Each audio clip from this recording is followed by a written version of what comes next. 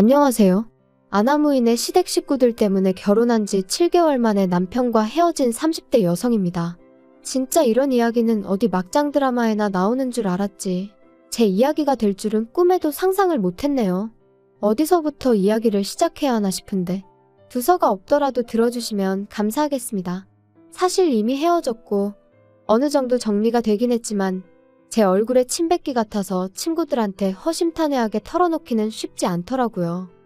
저는 미대를 졸업해 현재 패션회사 디자인팀에서 근무하고 있습니다만 제 동기나 선후배들 중에는 순수미술의 길을 가는 이들도 많이 있어요.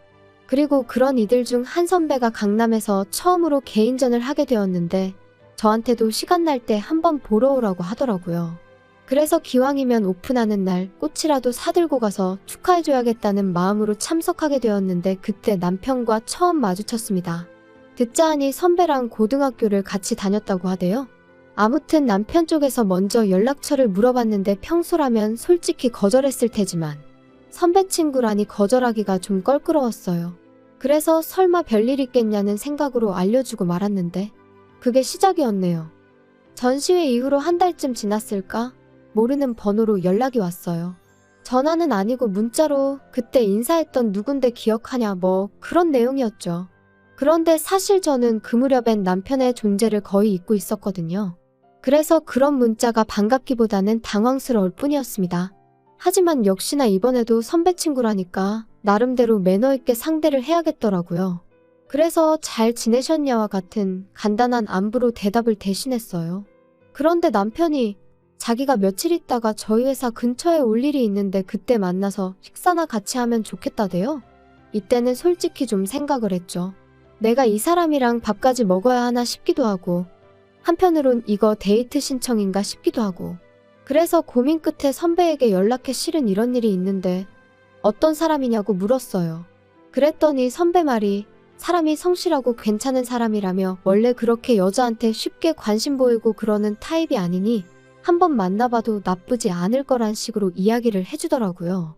그래서 그럼 선배만 믿고 한번 나가볼게요 하고는 남편과 정식으로 첫 만남을 가졌습니다. 연락처를 물어볼 때도 그리고 문자에서도 어째서인지 당당함이 느껴지던 남편이었지만 막상 만나니 긴장을 한 건지 말도 좀 더듬고 떠는 게 느껴졌어요. 그리고 저는 오히려 청산유수 같지 않은 그의 태도가 마음에 들대요. 아무튼 그날의 만남 이후로 저희는 누가 먼저랄 것 없이 연락을 주고받기 시작하며 서로를 알아갔고 계절이 바뀔 무렵에는 어느샌가 연인 사이가 되어 있었습니다. 그리고 그렇게 사귄 지 3년 만에 결혼 이야기까지 주고받게 되었죠. 사실 남편과 저는 식성도 비슷하고 취미도 비슷했지만 무엇보다 서로를 가깝게 느낄 수 있었던 건 두 사람 다 아버지가 안 계셨거든요. 일단 제 이야기부터 해보자면 저희 아버지는 제가 중학생, 친정오빠가 고등학생일 때 교통사고로 세상을 떠나셨어요. 그리고 그때 슬펐던 거야 뭐 말로 표현을 하자면 정말 끝도 없죠. 생각난 김에 하는 이야기지만 그날은 제 생일을 일주일 앞두고 있던 날이기도 했어요. 그래서 아침부터 제가 아버지한테 내 생일 때 이것도 하고 저것도 하자며 엄청 떼를 썼거든요. 그러자 아버지께서 그때까지 엄마 말 잘 듣고 오빠랑 사이좋게 지내면 생각해볼게 하셨는데 그게 저한테는 지금도 아버지가 남기신 유언처럼 가슴에 남아있네요. 아무튼 그런 대화를 마지막으로 아버지가 돌아가셨으니 제가 얼마나 큰 충격을 받았을지 상상이 되실까요? 지금도 그때 생각을 하니 또다시 심장이 터질 것 같네요. 물론 지금 제가 그런 이야기를 하자는 건 아니고요. 아무튼 그래도 아버지 돌아가시고 나서 저희 가족이 경제적으로 큰 고생은 안 했어요. 물론 위기가 있긴 했죠. 아버지가 하시던 사업을 하루아침에 전업주부이시던 어머니가 이어받으셔야 했으니까요. 하지만 아버지가 생전에 임직원분들을 잘 챙기셨다 들었거든요. 그리고 그 덕분에 저희 어머니께서 아무것도 모른 채로 대표 자리에 앉게 되자 다들 당신들 일인 마냥 두 팔 걷고 나서서 도와주셨다고요. 하지만 남편은 이미 헤어진 마당에 딱히 뭐라고 포장해주고 싶은 마음도 안 드네요. 일단 얼굴도 뵌 적 없는 분이지만 호칭이 마땅치 않으니 아버님이라고 하겠습니다. 남편이 말하길 아버님도 저희 아버지와 마찬가지로 남편이 어렸을 때 사업을 하시던 분이셨대요. 하지만 거듭된 사업 실패와 주식 투자로 결국 남편이 중학교를 졸업할 무렵엔 집안 사정이 매우 어려워졌고 이를 참지 못한 어머님이 먼저 이혼을 요구하셨나 봐요. 그리고 이후로 자연스레 남편이 가장의 역할을 도맡게 되었다는데 여기서부터 저는 솔직히 이해는 안 됐어요. 저희 집에도 오빠가 있었지만 어머니는 아버지가 돌아가셨을 때 오빠한테 공부 말고는 다른 부담을 주신 적이 없으셨으니까요. 남편은 자기 어머니가 이상한 게 아니라 저희 집은 돈이 있었고 자기 집은 돈이 없어서 그럴 수밖에 없었다고 했지만 여전히 이해는 안 됩니다. 게다가 더 이해할 수 없는 건 그렇게 어린아들에게 가장의 역할을 맡겨놓고 정작 어머님은 왕년에 그 시절을 잊지 못해 친인척들에게 돈을 꿔 쇼핑을 하는가 하면 멋대로 동네 가게 외상을 지고 다니시기를 반복. 그리고 그렇게 어머님이 치고 다니신 사고에 뒤치다꺼리는 전부 다 남편 몫이었던 모양이에요. 하지만 이런 환경에도 불구하고 남편과 결혼을 결심했던 건 저와 결혼할 때는 이런 상황이 어느 정도 정리가 되어 있었거든요. 남편과 제가 교제를 시작하고 얼마 지나지 않았을 때 외조부모님이 돌아가셨다는 이야기를 들었는데 알고 보니까 어머님 앞으로 1억 좀 넘는 돈을 남겨주셨던 모양이더라고요. 그래서 그 1억으로 여기저기 빚지신 거 갚으시고 남편에게도 1,000만 원을 주셨다는 거예요. 학자금 대출 갚는데 보태라면서요.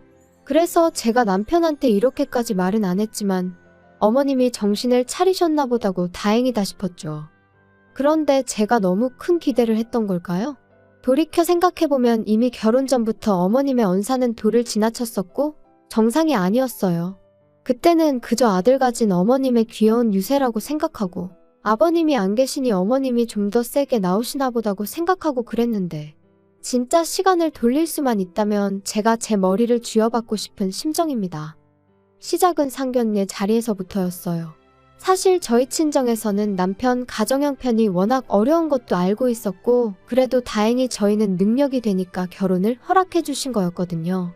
그런데 그런 와중에 어머님께서 적어도 뭐랄까 미안해 하실 수는 있잖아요. 아무것도 못해줘서 미안하다, 고맙다 이런 인사치레 정도만 해주셨어도 얼마나 좋았겠냔 말이죠. 하지만 어머님께선 정말 고개 빳빳이 드시고는 나는 나 먹고 사는 것도 힘들어서 해줄 수 있는 게 없다. 시동생도 하고 싶은 게 많다는데 하나 뒷바라지도 못해주고 있으니 어쩌겠냐 하시며 솔직히 어쩜 저렇게 당당하실 수가 있나? 제가 다 민망하더라니까요. 게다가 결혼식장을 정하면서도 어머님의 불만은 끝이 없었습니다. 일단 저희 어머니가 사업을 하시다 보니 결혼식 규모는 제 의사와는 상관없이 어느 정도 크게 올려야만 했어요. 그리고 위치 또한 저도 남편도 서울에서 직장 생활을 하고 있었으니 서울에서 하는 게 맞다고 생각했고요. 그런데 어머님께서는 어머님 형제들이 다 충주에 사시니 결혼식을 충주에서 해야 한다는 억지를 쓰시질 않나, 그렇게 못할 것 같으면 버스를 대절해 달라질 않나. 들어오는 축의금 또한 당신이 뿌려서 수거하는 돈인 만큼 하나도 손 떼면 안 된다고 하시질 않나. 결혼식 당일날 보니 어머님 보고 온 하객은 30명도 안 되는 눈치였는데 말이에요. 그리고 결국 이때 저희 어머니께서 도저히 이 결혼은 못 시키겠다 하셨습니다. 그리고 저도 저희 어머니 뜻대로 하려고 했어요. 제가 이렇게까지 욕을 먹어가며 홀대를 받아가며 어머님 비위를 맞춰드려야 하는 건지 한마디로 현타가 왔었거든요. 그런데 남편이 저한테는 따로 말하지 않고 저희 어머니 회사로 찾아가 어머니 앞에서 무릎을 꿇었던 모양이에요. 자기 어머니가 돈에 한이 맺히신 분이라 그렇다며 장모님이 한 번만 이해해 주시면 안 되겠냐 하면서 그리고는 자기 어머니 때문에 제가 마음고생하는 일은 없도록 자기가 정말 중간에서 똑바로 처신하겠다고요. 게다가 남편은 저희 오빠도 따로 만나서 정말 죄송하다고 자기가 잘하겠다고 연신 허리를 숙여댔다니. 그래서 결국 저희 가족들이 그래도 남편 하나는 제정신이구나 생각하고 마음을 겨우 돌렸던 거죠. 저도 그런 남편의 정성에 한 번 더 믿어보기로 했던 거고요. 이후로 결국 저희는 서울에서 식을 올렸습니다. 버스는 대절해드렸지만 축의금은 식대정산하고 남은 것만 돌려드렸어요. 그랬더니 어머님이 당신 돈을 저희가 멋대로 썼다며 내용 증명을 보내시겠다는 억지를 쓰셨는데 이때는 저도 너무 짜증이 나서 그러세요 했더니 사가지가 있네 없네. 그리고는 저더러 찾아오지도 마라. 연락도 하지 마라 꼴도 배기 싫다 하셔서 내하고 말았죠. 한편 친정 어머니께서는 제 앞으로 덜컥 7억짜리 집 한 채를 증여해 주셨습니다. 보아하니 남자 쪽에선 정말 아무것도 안 해오게 생겼고 원래는 입버릇처럼 네 능력으로 시집가라 하셨지만 솔직히 저도 사회생활한 지 10년도 안 됐던 데다가 모아놓은 돈이라곤 9천만 원이 전부였거든요.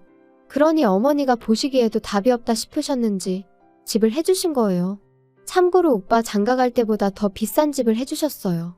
오빠는 나중에 사업체도 물려줄 거니까 그때 가서 너무 서운해하지 말라면서요. 참고로 이런 대화는 진지하고 심각한 분위기로 오간 것은 결코 아닙니다. 저는 처음부터 어머니 사업에는 관심이 없기도 했고요.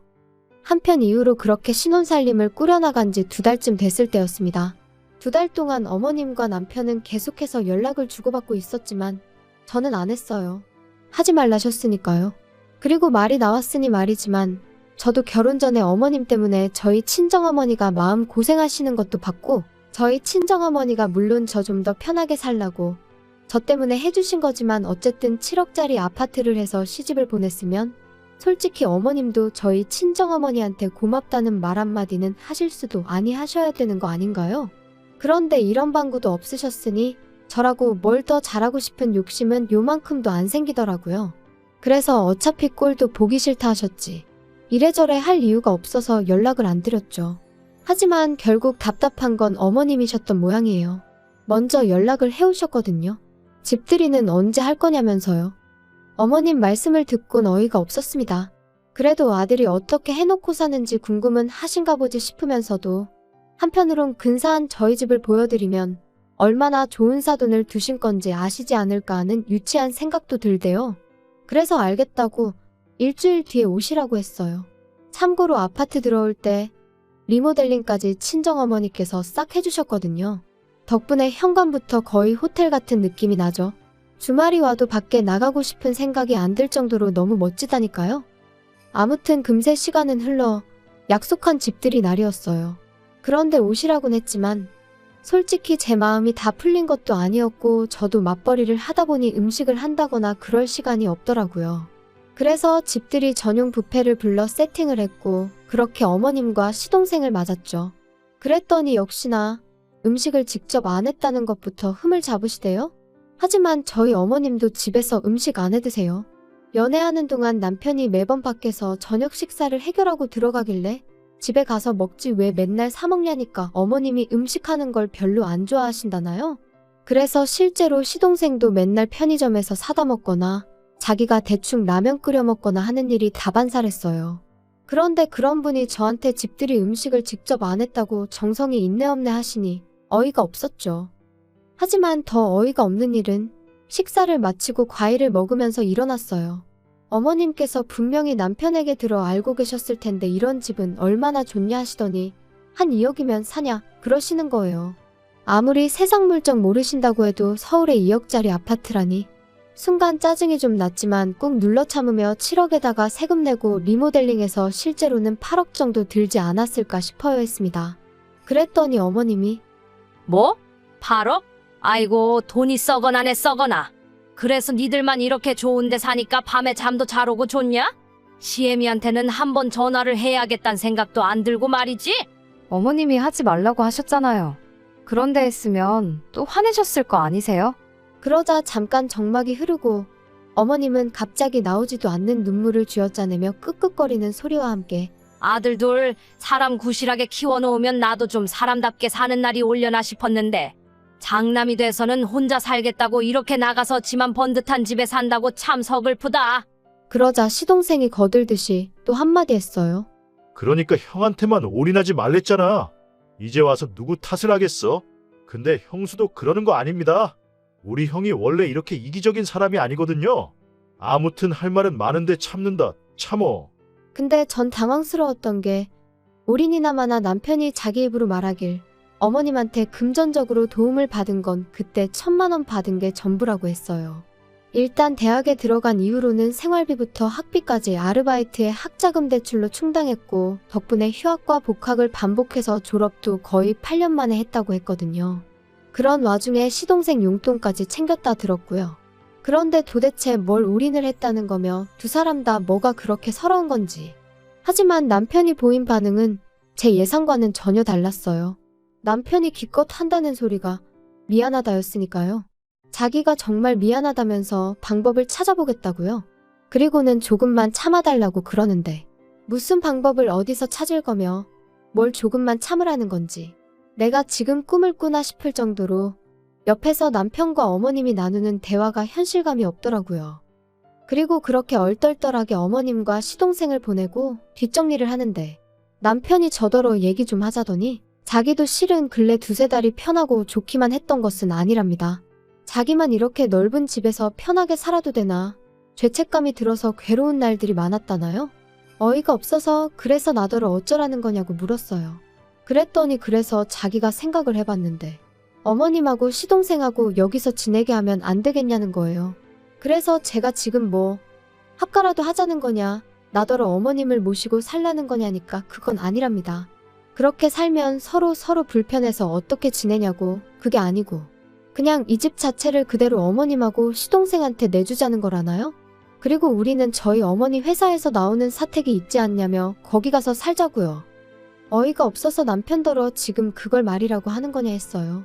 내가 왜 우리 엄마가 사준 이 집을 어머님한테 내드려야 되냐고요.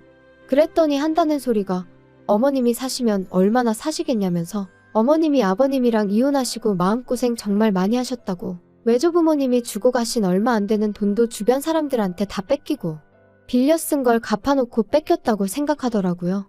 어머님이야 워낙에 돈의 개념이 없으시니 그렇게 표현하셨다 치더라도 남편마저 속으로 그런 생각이었던 걸 알고 나니 소름이 쫙 끼치는 게 아무튼 거기서 끝이 아니었어요.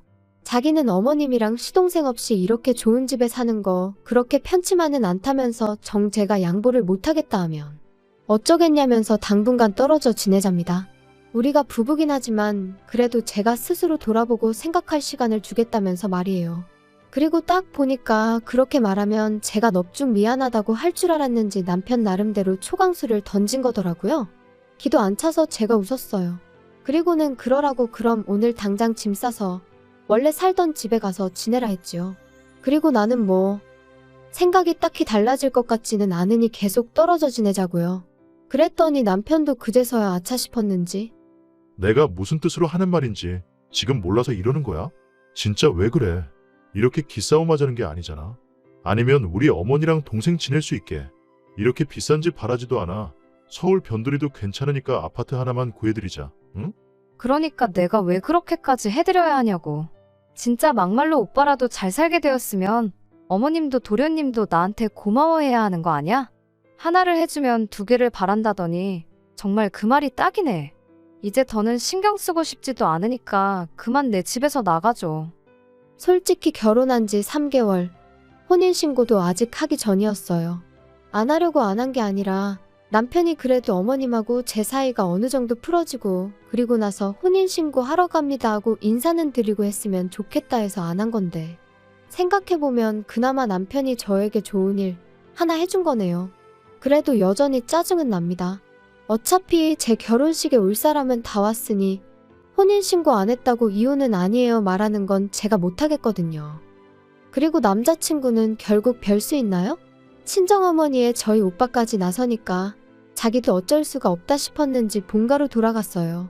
그런 와중에도 어머님은 어찌나 꼿꼿하시던지 저더러 돈 몇 푼 아끼려다가 대단한 당신 아들을 놓친 거라며 저더러 불쌍하답니다. 사람이 셈을 그렇게 못해서 어쩌냐고요. 저 정도면 정신병 아닌가 싶어서 더는 상대 안 했어요. 살다 보면 누가 정말 셈을 못한 건지 알게 되겠지요. 아닌 게 아니라 남편은 벌써 알아차렸는지 2, 3일에 한 번씩 자기가 반성 많이 하고 있다고 마음 풀리면 연락 달라는 헛소리를 해대고 있거든요. 생각하면 할수록 제가 그때 결단을 내리지 않았다면 지금쯤 밑빠진 독에 물 퍼부으며 살고 있었겠다 싶어요. 게다가 남편은 하루라도 빨리 애부터 갖자는 주의였으니 생각할수록 소름만 끼치네요. 아이까지 있었으면 정말 발 빼기가 곤란했을 테니까요. 아무튼 돌아가신 아버지가 보다 못해 저를 도와주신 건 아닐까 싶기도 하고 여러 가지 생각이 드네요. 이제 정말이지 저를 진심으로 아껴주고 사랑해주는 사람들에게 부끄럽지 않게 똑똑하게 살아야겠어요.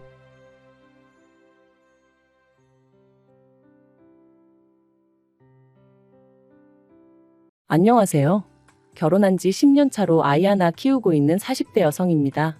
신우와 어머님이 합심하여 저를 나쁜 사람으로 몰아가는데 환장하겠어서 하소연하러 왔습니다. 정말이지. 어떻게 사람들이 이렇게 염치도 없고 경우도 없을 수가 있는지 모르겠어요. 남편하고는 학교 선배의 소개로 만났습니다.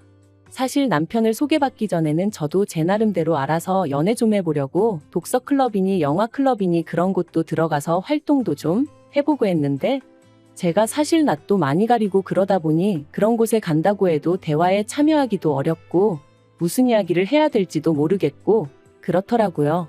특히나 제가 술을 마시지 않다 보니 뒤풀이라고 하나 그런 자리는 정말 불편해서 견디기가 힘들었죠. 그래서 결국 쑥스러움을 무릅쓰고 주변 몇몇 사람들에게 좋은 사람 있으면 소개 좀 시켜달라고 부탁을 했어요. 이런 부탁을 하는 것도 지금 생각해보면 어디서 용기가 났는지 싶다니까요. 아무튼 그렇게 지금의 남편을 소개받았습니다.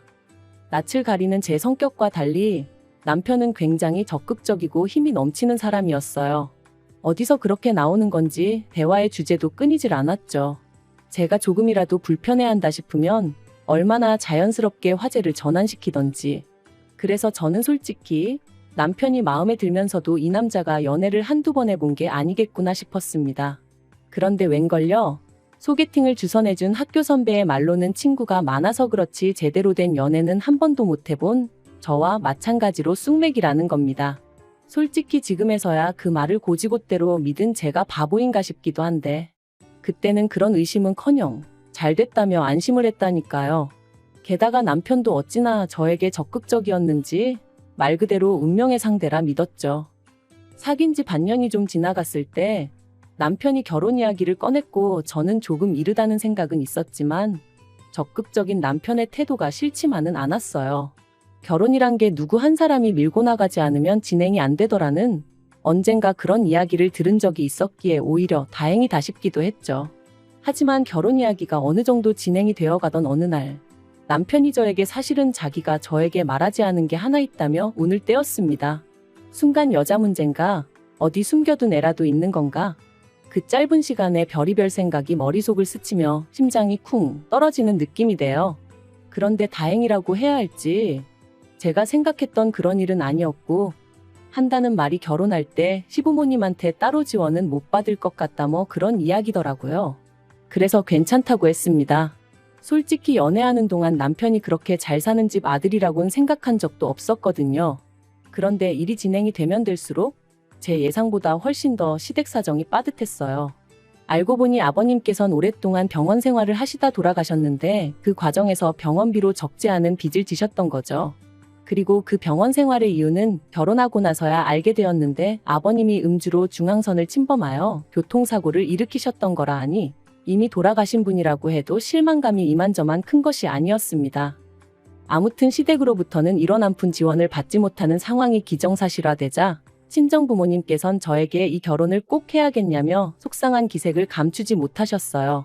사실 저희 친정이라고 해서 얼마나 잘 사는 것은 아니었지만 그래도 시댁 정도로 빠듯한 형편은 아니었거든요.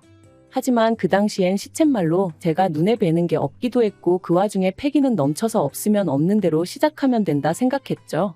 그래서 친정부모님께 걱정 마시라 큰소리만 쳐놓고는 그렇게 결국 시집을 갔어요. 남편과 제가 모아둔 돈 싹싹 긁어모으고 보다 못한 친정부모님이 5천만 원 보태주셔서 그 돈으로 직장에서 멀지 않은 곳에 작은 오피스텔을 구했습니다. 말이 좋아 방두개지 하나는 칸막이만 쳐놓았을 뿐 거실이나 다름없는 13평의 작은 공간이었지만요. 그리고 이후로는 솔직히 알뜰살뜰하게 열심히 살면 좋은 날이 올 거라고 생각했는데 말이죠. 저희 부부가 결혼한 지 3년째 되던 해였습니다. 당시 저희 부부는 어느덧 한 아이의 부모가 되어 있었고 전세로 살던 오피스텔을 떠나 아파트에서 생활을 하고 있었어요. 먹고 사는 게 넉넉지는 않았지만 그래도 남한테 손 벌리고 아쉬운 소리 할 정도는 아닌 정도로 그렇게 살고 있었죠. 그런데 하루는 신우가 결혼할 사람을 소개하고 싶다며 연락을 해왔습니다. 그리고 이 연락은 무척이나 뜻밖이었는데 왜냐하면 저희 부부는 신우와 그다지 왕래가 없었거든요. 사실 왕래는 고사하고 가벼운 안부 연락조차 주고받은 적도 없었네요. 어디서부터 어떻게 이야기해야 하나 싶은데 결혼하고 얼마 지나지 않았을 때였습니다. 저희 어머님은 늘 남의 집 이야기하기를 좋아하셨고 그날도 어머님 친구분 중 얼마 전 자식을 결혼시키신 분이 계셨는데 그 집 며느리 이야기를 신나게 늘어놓으셨죠. 식장에서 보니까 뚱뚱한 게 굴러가도 되겠더라는 둥 맨날 아들 자랑을 그렇게 해대더니 눈이 단축구멍만 하더라는 둥. 솔직히 저는 원래 남한테 별 관심이 없기도 하고 앞에서 못할 말은 뒤에서도 하지 말자는 주의라서 어머님의 그런 수다가 듣기 편치만은 않았습니다만 그래도 싫은 이야기도 들어드리고 적당히 맞장구를 쳐드리는 것도 어떻게 보면 며느리의 도리 중 하나다 그렇게 생각하고 그래서 적당한 리액션을 보이며 대화를 이어가고 있었거든요. 그런데 그때 어머님이 갑자기 기억이라도 났다는 듯이 말이 나왔으니 말이라며 사실 저희 친정어머니한테 좀 실망을 하셨답니다. 그리고 저는 뜬금없는 어머님의 말씀에 좀 황당해서 곧바로 뭐 때문에 그러시냐 물었죠. 그랬더니 저야 어려서 뭘 몰랐다 쳐도 저희 친정어머니는 저희한테 5천씩이나 보태줄 여유가 있었으면서 예단은 왜 생략한 거냐고 예단이라는 건 시댁에다 우리 딸 좀 잘 봐주세요 하고 보내는 것인데 친정어머니께서 내가 너를 미워해도 상관없으셨나 보다 뭐 그런 식으로 말씀을 하시더라고요. 좀 황당하대요. 당장 어머님은 정말 아무것도 안 해주셔놓고 속으로 그런 생각 그런 계산을 하고 계셨다는 게 어이없기도 했고요. 그래서 어머님께 아무리 그래도 그렇게 말씀하시면 저도 기분이 별로 좋지는 않다고 했어요. 처음부터 어머님이 하나도 못 도와준다 하셔서 허리허식 다 생략하게 된 거고 저희 둘이 모은 돈으론 전세 보증금하기도 빠듯하니까 친정부모님께서 그래도 신경 써주신 건데 그걸 그런 식으로 말씀하시니까 불쾌하다고 솔직히 말씀드렸죠. 저는 그리고 지금도 제가 어머님께 못할 말을 한 거라고 생각하지 않아요. 확실히 그때 상황을 상기시켜드리고 제 입장을 말씀드려야 두 번 다신 이런 말씀을 하지 않으시겠지 싶어서 단도직입적으로 말씀을 드린 것뿐이었는걸요. 그런데 어머님은 제가 당신 말에 동의하지 않았다는 게 불쾌하셨던 건지 그런 어머니 밑에서 컸으니 생각하는 방식도 똑같은가 보다며 뭐랄까 가정교육을 제대로 못 받았다는 식으로 말씀을 이어가셨습니다. 그리고 그런 이야기를 듣고 가만히 있을 며느리가 세상에 몇이나 되겠어요? 그래서 저도 그만 목소리를 높이고 말았습니다. 아무것도 안 해주시고 나 몰라라 하셨던 어머님은 이제 와서 그런 말씀하실 자격이 없으시다 그랬죠. 그리고 너무 화가 나서 그냥 먼저 집에 와버렸어요. 그런데 이제 신우 입장에선 자기 엄마가 며느리한테 소위 당했다 싶었는지 저에게 전화를 걸어와서는 악다구니를 써댔습니다. 네가 뭔데 우리 엄마한테 그따위 소리를 하냐면서 그깟 5천이 돈이라고 해왔다고 유세냐. 며느리한테 가방 하나 못 받은 우리 엄마가 불쌍해서 속에서 열불이 난다 어쩐다. 이제 막 대학을 졸업한 신우가 저한테 그러고 달라드니까 기도 안 차더라고요. 그래서 그래. 너 나중에 시집 갈 때 네 시어머니 될 사람한테 이것도 해드리고 저것도 해드리고 다 해드려라 그랬습니다. 어머님이 네 시집 갈 때 얼마나 바리바리해서 보내는지 두고 보자 뭐 그런 소리도 했던 것 같아요. 그랬더니 이제 또 제가 시댁 형편 어려운 거 알면서 비아냥거렸다고 울고 짜고 이래도 욕먹고 저래도 욕먹고 말 그대로 욕바지가 따로 없었다니까요. 그래서 이후로는 연락을 안 했어요. 어머님 생신이나 명절처럼 어쩔 수 없는 날에만 남편이 불쌍해서 찾아뵙기만 했지 안부전화니 뭐니 그런 거 일체 안 했습니다. 그랬더니 어머님도 제가 애 낳았을 때만 병원에 잠깐 왔다 가시고 애 양말 한 짝 안 사주시더라고요. 돌잔치 때도 오셔서 하루 종일 못 씹은 얼굴로 앉아만 있다 가셨고요. 오죽하면 저희 고모가 네 시어머니는 저럴 거면 뭐하러 왔냐고 하실 정도였다니까요. 아, 그리고 신우는 안 왔어요, 아예. 그래서 저는 솔직히 마음속에서 나는 신우가 없다. 내 신우는 죽었다 뭐 거의 그런 수준으로 생각하고 지냈었는데 그런 신우한테 자기 시집 간다고 연락이 왔으니 제가 얼마나 당황스러웠겠어요. 한편 남편은 모처럼 제가 신우와 통화를 했다는 사실이 퍽이나 반가운 눈치였습니다. 그리고는 한다는 말이 신우도 막상 자기가 시집 갈 때가 되니까 그때 지가 저한테 했던 게 생각나서 미안한 마음에 연락한 게 아니겠냐며 저더러 이참에 그간 묵은 감정은 털어내면 안 되겠냐대요. 그래서 저도 그런가 싶은 생각도 들고 그래서 노력해보겠다고 했죠. 그리고 얼마 후 신우에게 다시 한번 연락이 왔습니다. 결혼에 있어서 저희랑 상의를 좀 하고 싶다며 말해요. 그런데 그 상의라는 건 지금 생각해도 괘씸한데 바로 돈 얘기였어요. 좋은 게 좋은 거 아니냐며 남편이 이참에 어머님까지 해서 다 같이 보자고 졸라대는 통에 신우와 만나는 장소가 얼떨결에 시댁으로 정해졌거든요. 남편은 지금도 이 이야기를 하면 무조건 아니라며 팔짝 뛰지만 저는 지금도 남편과 신우 그리고 어머님이 저 몰래 합심하여 소위 판을 깐 게 아닌가 싶은데 제가 이런 의심을 하는 이유는 모든 게 너무 자연스럽게 흘러갔기 때문이에요. 갑자기 꼬리를 내린 신우와 당신이 경솔했다며 사과를 해오신 어머님. 그리고 신우가 시집을 가야 하는데 알다시피 돈이 어디 있냐며 어떻게 한 5천만 원만 해줄 수 없겠냐는 어머님의 부탁까지. 어이가 없었습니다.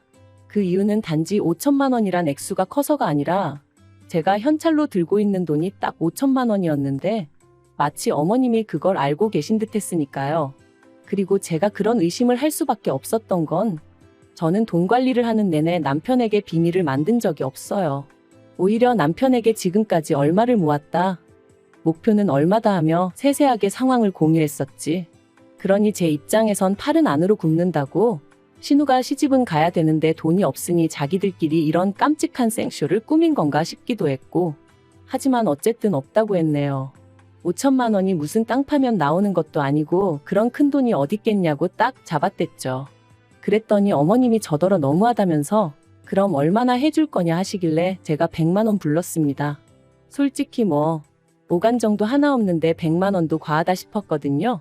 그런데 어머님은 또다시 저더러 생각이 있는 거니 없는 거니 그랬다간 네 신우가 시집가서 어떤 대접을 받을지 몰라서 이러니 그래서 제가 어떤 대접을 받을지 왜 모르겠냐고 제가 지금 당하고 있는 이 대접 그대로 받겠죠 하고 받아쳐버렸어요. 5천이나 가져왔는데도 해온 거 없다고 저도 이렇게 구박을 받는데 땡전 한 푼 안에 가면 어지간히 시달리지 않겠냐고요. 그리고 모르긴 몰라도 어머님도 생각 없이 딸 몸뚱아리만 시집 보냈다고 어지간히 싫은 소리 들으실 거라고 그랬네요. 신우한테는 심해부 될 사람이 여동생은 있냐고 있으면 아가씨도 한번 나이 어린 신우한테 온갖 욕 좀 먹어보라 했어요. 기분이 얼마나 더러운가 한번 느껴보라고요. 그랬더니 어머님이 어이없단 표정으로 저를 노려보시더니 이내 제정신이 아니라며 아주 악담을 퍼붓는다고 저더러 꼴도 보기 싫다며 눈앞에서 꺼지라시대요. 그래서 네 하고 나왔습니다. 그랬더니 남편이 불이 나게 쫓아나와서는 이게 무슨 일이냐며 풀기로 하고 와놓고 이러면 어쩌냐는 거예요. 그래서 제가 지금 나가지고 장난하는 거냐고 당신이 내 남편이 맞냐 소리를 질렀습니다. 어머님이고 신우고 둘 다 똑같다. 속이 시커먼해가지고는 상종도 하기 싫다. 다시는 이딴 자리 만들지 말라 했죠. 그리고 뭐 어쨌든 신우는 결혼은 했어요. 신우가 빈털터리인 걸 알고는 심해부 쪽에서 결혼 못 시킨다 했는데 혼전 임신을 하는 바람에 결국 허락한 모양이더라고요. 그리고 그건 신우 팔자니까 그러려니 하고 말았어요. 제가 신우랑 사이가 안 좋긴 했어도 신우 결혼이 엎어지면 좋겠다던가 막말로 어떻게 돼버렸으면 하고 아기를 품고 있고 그랬던 건 아니거든요. 굳이 말하자면 그냥 저는 저대로 잘 살고 신우는 신우대로 잘 살던지 말던지 딱 그 정도였죠. 그런데 그렇게 신우가 시집간 지 1년 좀 지나서부터 그렇게 자기 친정 그러니까 제 시댁에 드나들기 시작하더라고요. 그리고 그 이유가 심해부의 손찌검 때문이라는 걸 알게 되기까지는 오랜 시간이 걸리지 않았습니다. 하루는 남편이 시쳇말로 술에 떡이 돼서 들어와서는 누굴 죽이네 어쩌네 막말을 퍼붓는 거예요. 그래서 제가 놀라서 무슨 일이냐고 물으니까 신우 이름을 부르면서 어린애처럼 우는데 술 깨고 나서 한다는 말이 그 집에서 그렇게 괄시를 당하고 산다더랍니다. 나갈 거면 애까지 데리고 나가라 어째라. 해온 것도 없으면서 말이 많다. 사실 저랑 신우를 비교하고 싶진 않지만 저는 그래도 친정에서 어쨌든 도와주신 것도 있고 저 또한 저대로 돈벌이를 하고 있었으니 어머님한테 무시당할 이유도 없고 무시하신다고 한들 떳떳했거든요. 그러니까 그러고 대들기도 했던 거고요. 하지만 신우의 경우는 달랐습니다. 일단 어머님부터가 저한테나 목에 핏대 세우셨던 거지 당신 사위한테는 쩔쩔매셨고 신우 스스로도 어디 가서 돈 100만 원이라도 제 힘으로 벌어볼 생각을 하지 않는 눈치였으니 솔직히 자업자득이란 생각만 들더라고요. 그런데 그러나 중에 결국 신우가 이혼까지 하게 되면서 시조카까지 데리고 아예 시댁으로 들어왔어요. 듣자 하니 위자료는 한 푼도 못 받았다대요. 그리고 그래서 그런가? 그때부터는 어머님이 저희에게 금전적 지원을 대놓고 요구하셨습니다. 물론 전에도 계속해서 조금씩 보내드리고는 있었지만 이제는 아예 이달엔 얼마 보내달라 뭐 해달라. 말 그대로 노골적이었죠. 그리고 저는 어머님도 신우 때문도 아니라 시조카가 안쓰러워 2년 넘게 계속해서 돈을 보냈어요. 그런데 사람이 호의가 계속되면 호구로 본다더니 저희 어머님이랑 신우가 딱 그렇더라니까요. 내년에 드디어 저희가 아파트를 사서 이사를 갑니다. 대출이 좀 껴있긴 하지만 아이 학교 문제도 있고 그래서 좀 좋은 동네로 이사를 가게 되었어요. 남편도 드디어 우리 집이 생겼다며 저한테 고맙다 어떻다 난리도 아니었죠. 그런데 이 소식을 들은 어머님께서 정말 말도 안 되는 이야기를 하셨습니다. 신우랑 시조카를 저희 집에서 지내게 해주라고요. 당연히 안 된다고 했어요. 처음엔 생각해보고 말고 할 문제도 아니라 화도 안 났죠. 그래서 에이 안 돼요. 하고는 웃었는데 어머님께선 왜 안 되냐며 사람을 집요하게 붙들고 늘어지셨습니다. 그러니까 저도 점점 짜증이 나는 거예요. 그래서 매일같이 죽상을 하고 있는 신우 비위를 어떻게 맞추고 살라는 말씀이시냐고 따졌어요. 그랬더니 어머님도 안 그렇단 말씀은 못 하시더라고요. 아닌 게 아니라 당장 어머님부터가 매일같이 시달리고 계셨으니까요. 그러다 기껏 하신다는 말씀이 그럼 시조카라도 데려가랍니다. 어이가 없어서 애가 엄마가 없는 것도 아닌데 제가 왜 데려가냐고 그랬어요. 그리고 키우지도 못할 것 같았으면 차라리 위자료를 받아오지. 제가 시조카를 데려오라고 한 것도 아닌데 왜 애를 데려와서는 피 한 방울 안 섞인 저한테 맡기려고 하시느냐. 싫다고 절대 못 맡는다 했죠. 그랬더니 급기야 며칠 전 연락도 없이 어머님과 신우가 저희 집에 찾아와서는 악다구니를 쓰고 갔네요. 요지는 이랬습니다. 애시당초 신우가 결혼할 때 제가 쥐고 있던 5천만 원 그 돈만 빌려줬어도 신우 결혼 생활이 이렇게 막장으로 치닫진 않았을 거라고요. 게다가 제가 악담까지 퍼부었던 게 그게 문제였다면서 신우가 이혼하게 된 건 순전히 제 책임이라고. 그러니까 저도 어느 정도 보상을 해줘야 한다면서 자기들은 다른 건 바라지 않고 시조카 하나만 맡아달라는 건데 그것도 못 해준다 하면 자기들도 방법이 없다면서 고소라도 하겠다는데 어이가 없고 웃겨서 그러라고 했어요. 지 자식 남한테 맡기면서 안 맡아준다고 고소를 한다니 너무 웃긴다고 한번 해보라고 했죠. 이참에 나도 신문에도 나보고 방송도 타보자고요. 그랬더니 어머님이랑 신우가 두고 보라길래 두고 보겠다 했습니다. 그러자 남편이 옆에서 한숨을 쉬더니 어머님하고 신우더러 머리가 어떻게 된 거 아니냐며 차라리 울며 불며 부탁을 하면 모르겠다고. 그럼 나라도 나서서 편이라도 들어주지. 이건 뭐 한심해서 미치겠다 그러더니 그냥 두 사람 다 집에 가라고. 헛소리 할 거면 찾아오지 말란 식으로 얘기하더라니까요. 정말이지 그나마 남편은 제정신이라 다행이다 싶었지. 거기서 그 두 사람 싸고 돌았으면 진짜 이판사판으로 다 엎어버렸을 거예요. 이후로 어머님하고 신우는 저한테 미친 듯이 전화도 걸어대고 문자로 욕도 해대고 그러길래 차단해버렸고요. 다행히 새로 이사가는 집 주소는 안 알려줬거든요. 남편한테도 그쪽에 알려줬다간 가만 안 둘 거라고 얘기해놨으니 제정신이면 안 하겠죠. 솔직히 지난 세월을 생각해보면 제가 100점짜리 며느리는 아니었을지 몰라도 어머님한테 이렇게 시달릴 이유는 없는 것 같아요. 그런데 이젠 또 그런 생각도 듭니다. 이러나 저러나 욕먹는 거 80점짜리면 어떻고 30점짜리면 어떤가요? 그냥 저 하나 속 편한 대로 사는 게 장땡 아니겠어요? 어머님이나 신우에 대한 사람 대 사람으로서의 어떤 인정이랄까 그런 것도 이제 남아있지 않습니다. 제발 소식 전하지 말고 알아서들 살았으면. 안녕하세요. 친정을 무시하는 남편과 이혼한 30대 여성입니다. 결혼한 지 2년 만에 이런 이유로 이혼했다 하면 사람들이 결혼 전에는 몰랐냐. 남자에 미쳐도 단단히 미쳤었냐 하던데 결코 그런 건 아니었어요. 연애 기간이 7년이었고 그동안 남편이 저한테 워낙 잘했기 때문에 심성이 곱고 다정한 사람인 줄로만 알았죠. 그래서 말하기 힘든 제 가정사도 남편한테 전부 다 털어놓았던 거고요. 그리고 그런 제 이야기를 듣고 남편이 개의치 않는 눈치였기에 결혼 후 그렇게 달라질 줄은 상상도 못했습니다. 하지만 열길 물속은 알아도 한길 사람 속은 모른다더니 그 말이 참이었네요. 남편하고는 대학교에서 동아리 활동을 하며 알게 되었는데 그때는 그저 좋은 선후배 사이로만 지냈습니다. 당시 제가 연애에 별 관심이 없었거든요. 하지만 졸업을 앞두고 있던 어느 날 남편에게 연락이 왔어요. 저에게 할 이야기가 있다며 한번 봤으면 좋겠다고요. 평소에는 그런 일이 없었기에 좀 의아하긴 했지만 딱히 거절할 이유도 생각나지 않아서 만나기로 했죠. 그리고 그렇게 만난 자리에서 남편이 자기가 곰곰이 생각해봤는데 아무래도 절 좋아하는 것 같다며 한번 만나보지 않겠냐대요. 좀 당황스러워서 생각할 시간을 달라고 했어요. 그리고는 바로 집으로 들어와 어머니에게 이야기하니 싫은 게 아니라면 한번 만나보면 어떻겠냐는 거예요. 제가 마마걸은 아니지만 평소에 자주 어머니 조언을 구하는 편이었거든요. 아무튼 그래서 결혼하자는 것도 아닌데 아니다 싶으면 헤어진다는 마음으로 만나보자 했어요. 제 나이 겨우 25이었으니 연애하다 헤어지는 게 흠이 될 것 같지도 않았으니까요. 연애하는 동안 남편하고는 크게 문제없이 잘 지냈어요. 선후배로 지낼 때랑 다르게 남녀로 만나니까 남편이 생각보다 고집도 세고 보수적인 면도 있다는 걸 알게 됐지만 그게 저희 연애에 큰 걸림돌이 되지는 않았죠. 어쨌든 저한테만큼은 오히려 더 다정하고 자상해졌으니까요.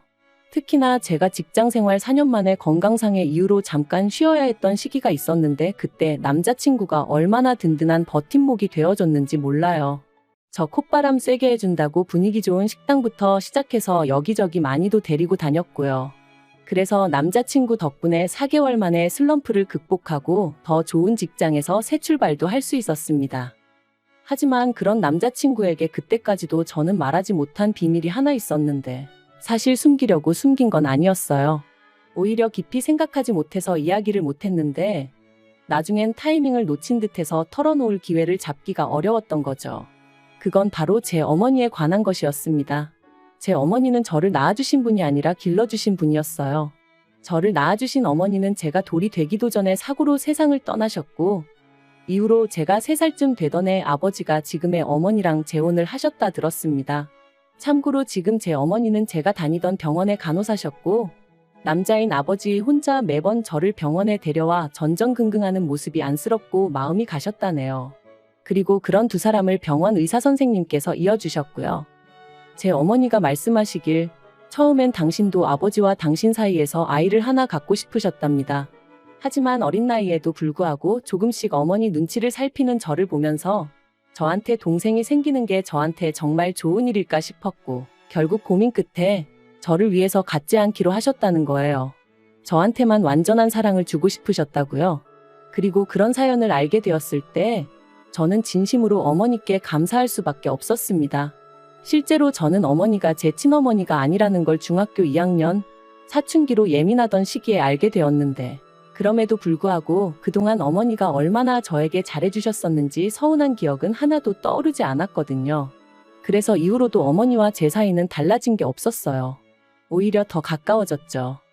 하지만 이런 시시콜콜한 제 이야기를 남편에게는 하지 않았었어요. 연애 초반에는 초반이니까 굳이 할 필요를 느끼지 못했고 중반에는 해야지 하면서도 어느샌가 까먹고 그러다 보니 그런데 직장을 옮기고 결혼 이야기가 조금씩 나오기 시작하니까 말을 하긴 해야겠다 싶대요. 그래서 제가 먼저 남편에게 우리 부모님을 소개하고 싶다고 했어요. 참고로 그때까지도 양가의 왕래는 한 적이 없었습니다. 남편이 진작부터 저를 시부모님께 인사시키고 싶어 하긴 했지만 그렇게 오가다가도 헤어지는 친구들을 몇몇 봤었고 그게 그렇게 좋아 보이진 않았거든요. 그래서 매번 정중히 거절하곤 했었죠. 그런데 그러던 제가 먼저 남편에게 저희 부모님과 만나보겠냐 하니 남편은 뜻밖이다 싶으면서도 기뻐하는 눈치였어요. 남편이 처음 저희 집에 왔던 날 어머니께서 정말 상다리가 부러질 만큼 근사한 한상을 차려주셨습니다.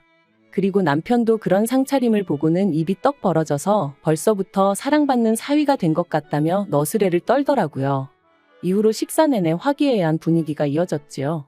그런데 식사가 끝나갈 무렵 남편이 먼저 저를 보고 저희 부모님을 한번 보고 그러더니 하는 말이 저는 도대체 누굴 닮은 거냐대요. 제 얼굴에서 저희 부모님하고 닮은 구석을 찾을 수가 없다면서. 그리고 그 순간 느낌상 남편은 웃자고 하는 얘기 같았는데 잠깐의 정적이 흘렀습니다. 그래서 제가 남편더러 나는 돌아가신 어머니를 닮았다고 덤덤하게 말했어요. 그랬더니 남편이 순간 무슨 뜻이냐는 표정으로 절 보길래 지금 앞에 앉아 계신 어머니는 나를 3살 때부터 키워주신 어머니라고 털어놓았죠. 그리고 속상하게도 저희 어머니께선 당신이 무슨 죄를 지은 것도 아닌데 고개를 푹 숙이시곤 그때를 생각하면 지금도 괜히 가슴 한켠이 욱신욱신거립니다. 사실 남편이 어떤 반응을 보일지 매번 이 순간을 상상할 때마다 조마조마했어요. 화를 낸다거나 저를 동정하면 어떻게 반응해야 하나 싶었으니까요. 그런데 남편이 보여준 반응은 뜻밖이었습니다.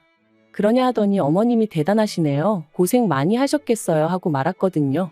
그리고는 저더러 사랑을 많이 받고 자랐나 보다고 전혀 몰랐다고 그러는데 왜인지 저도 어머니도 어느새 울고 있었네요. 그러자 아버지도 남편도 왜 우냐며 자기가 뭐 실수했냐 하고 아무튼 결국 분위기는 괜찮게 마무리되었어요. 저희 부모님이 남편더러 또 놀러오라 하시며 차비하라고 용돈도 챙겨주셨고요. 그리고 이후로 결혼식까지 모든 게 착착 진행되어 갔습니다. 양가에서 별다른 잡음 없이 저희 의견을 존중해 주셔서 할 건 하고 생략할 건 생략해서 식을 올렸죠. 그래서 앞으로 남편과 제 결혼 생활에는 꽃길만 있겠구나 싶었어요. 하지만 이후로 펼쳐진 결혼 생활은 제가 예상한 것과는 너무나도 달랐습니다. 특히나 남편이 보여준 태도는 도무지 이해할 수가 없었죠. 결혼하고 한 달 좀 지나서 집들이를 준비하던 때였어요. 친정부모님이 오시기로 하셔서 아침부터 두 분이 좋아하시는 음식들을 하느라 정신이 하나도 없는데 남편이 옆에 와서는 한다는 소리가 보통은 딸 고생할까봐 나가서 먹자고 하지 않나? 그러는 거예요. 그래서 제가 친정어머니는 건강 생각해서 집밥 드시는 거 좋아하신다. 외식 별로 안 좋아하신다 했습니다.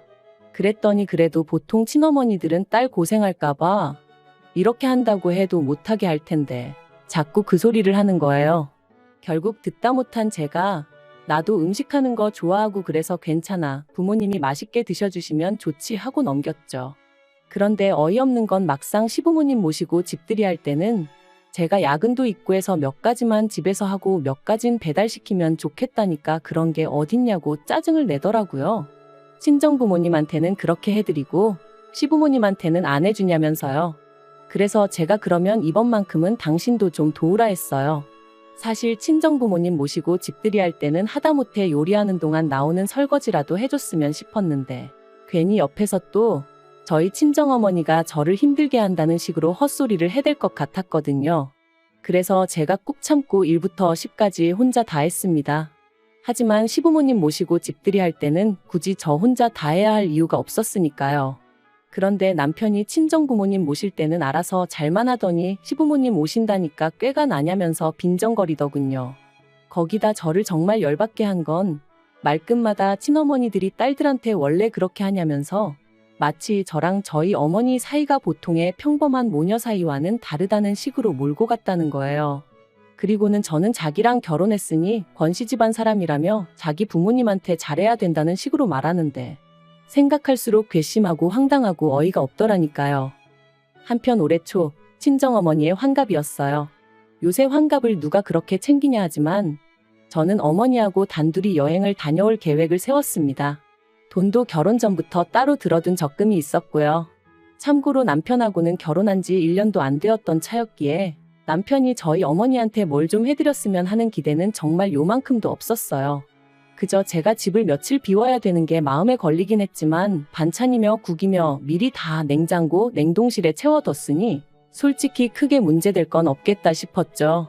그런데 여행을 하루 앞두고 남편이 또 보통 딸 시집 보낸 엄마들은 딸 미움 살까봐 여행 가자 소리 안 하지 않나? 그러는 거예요.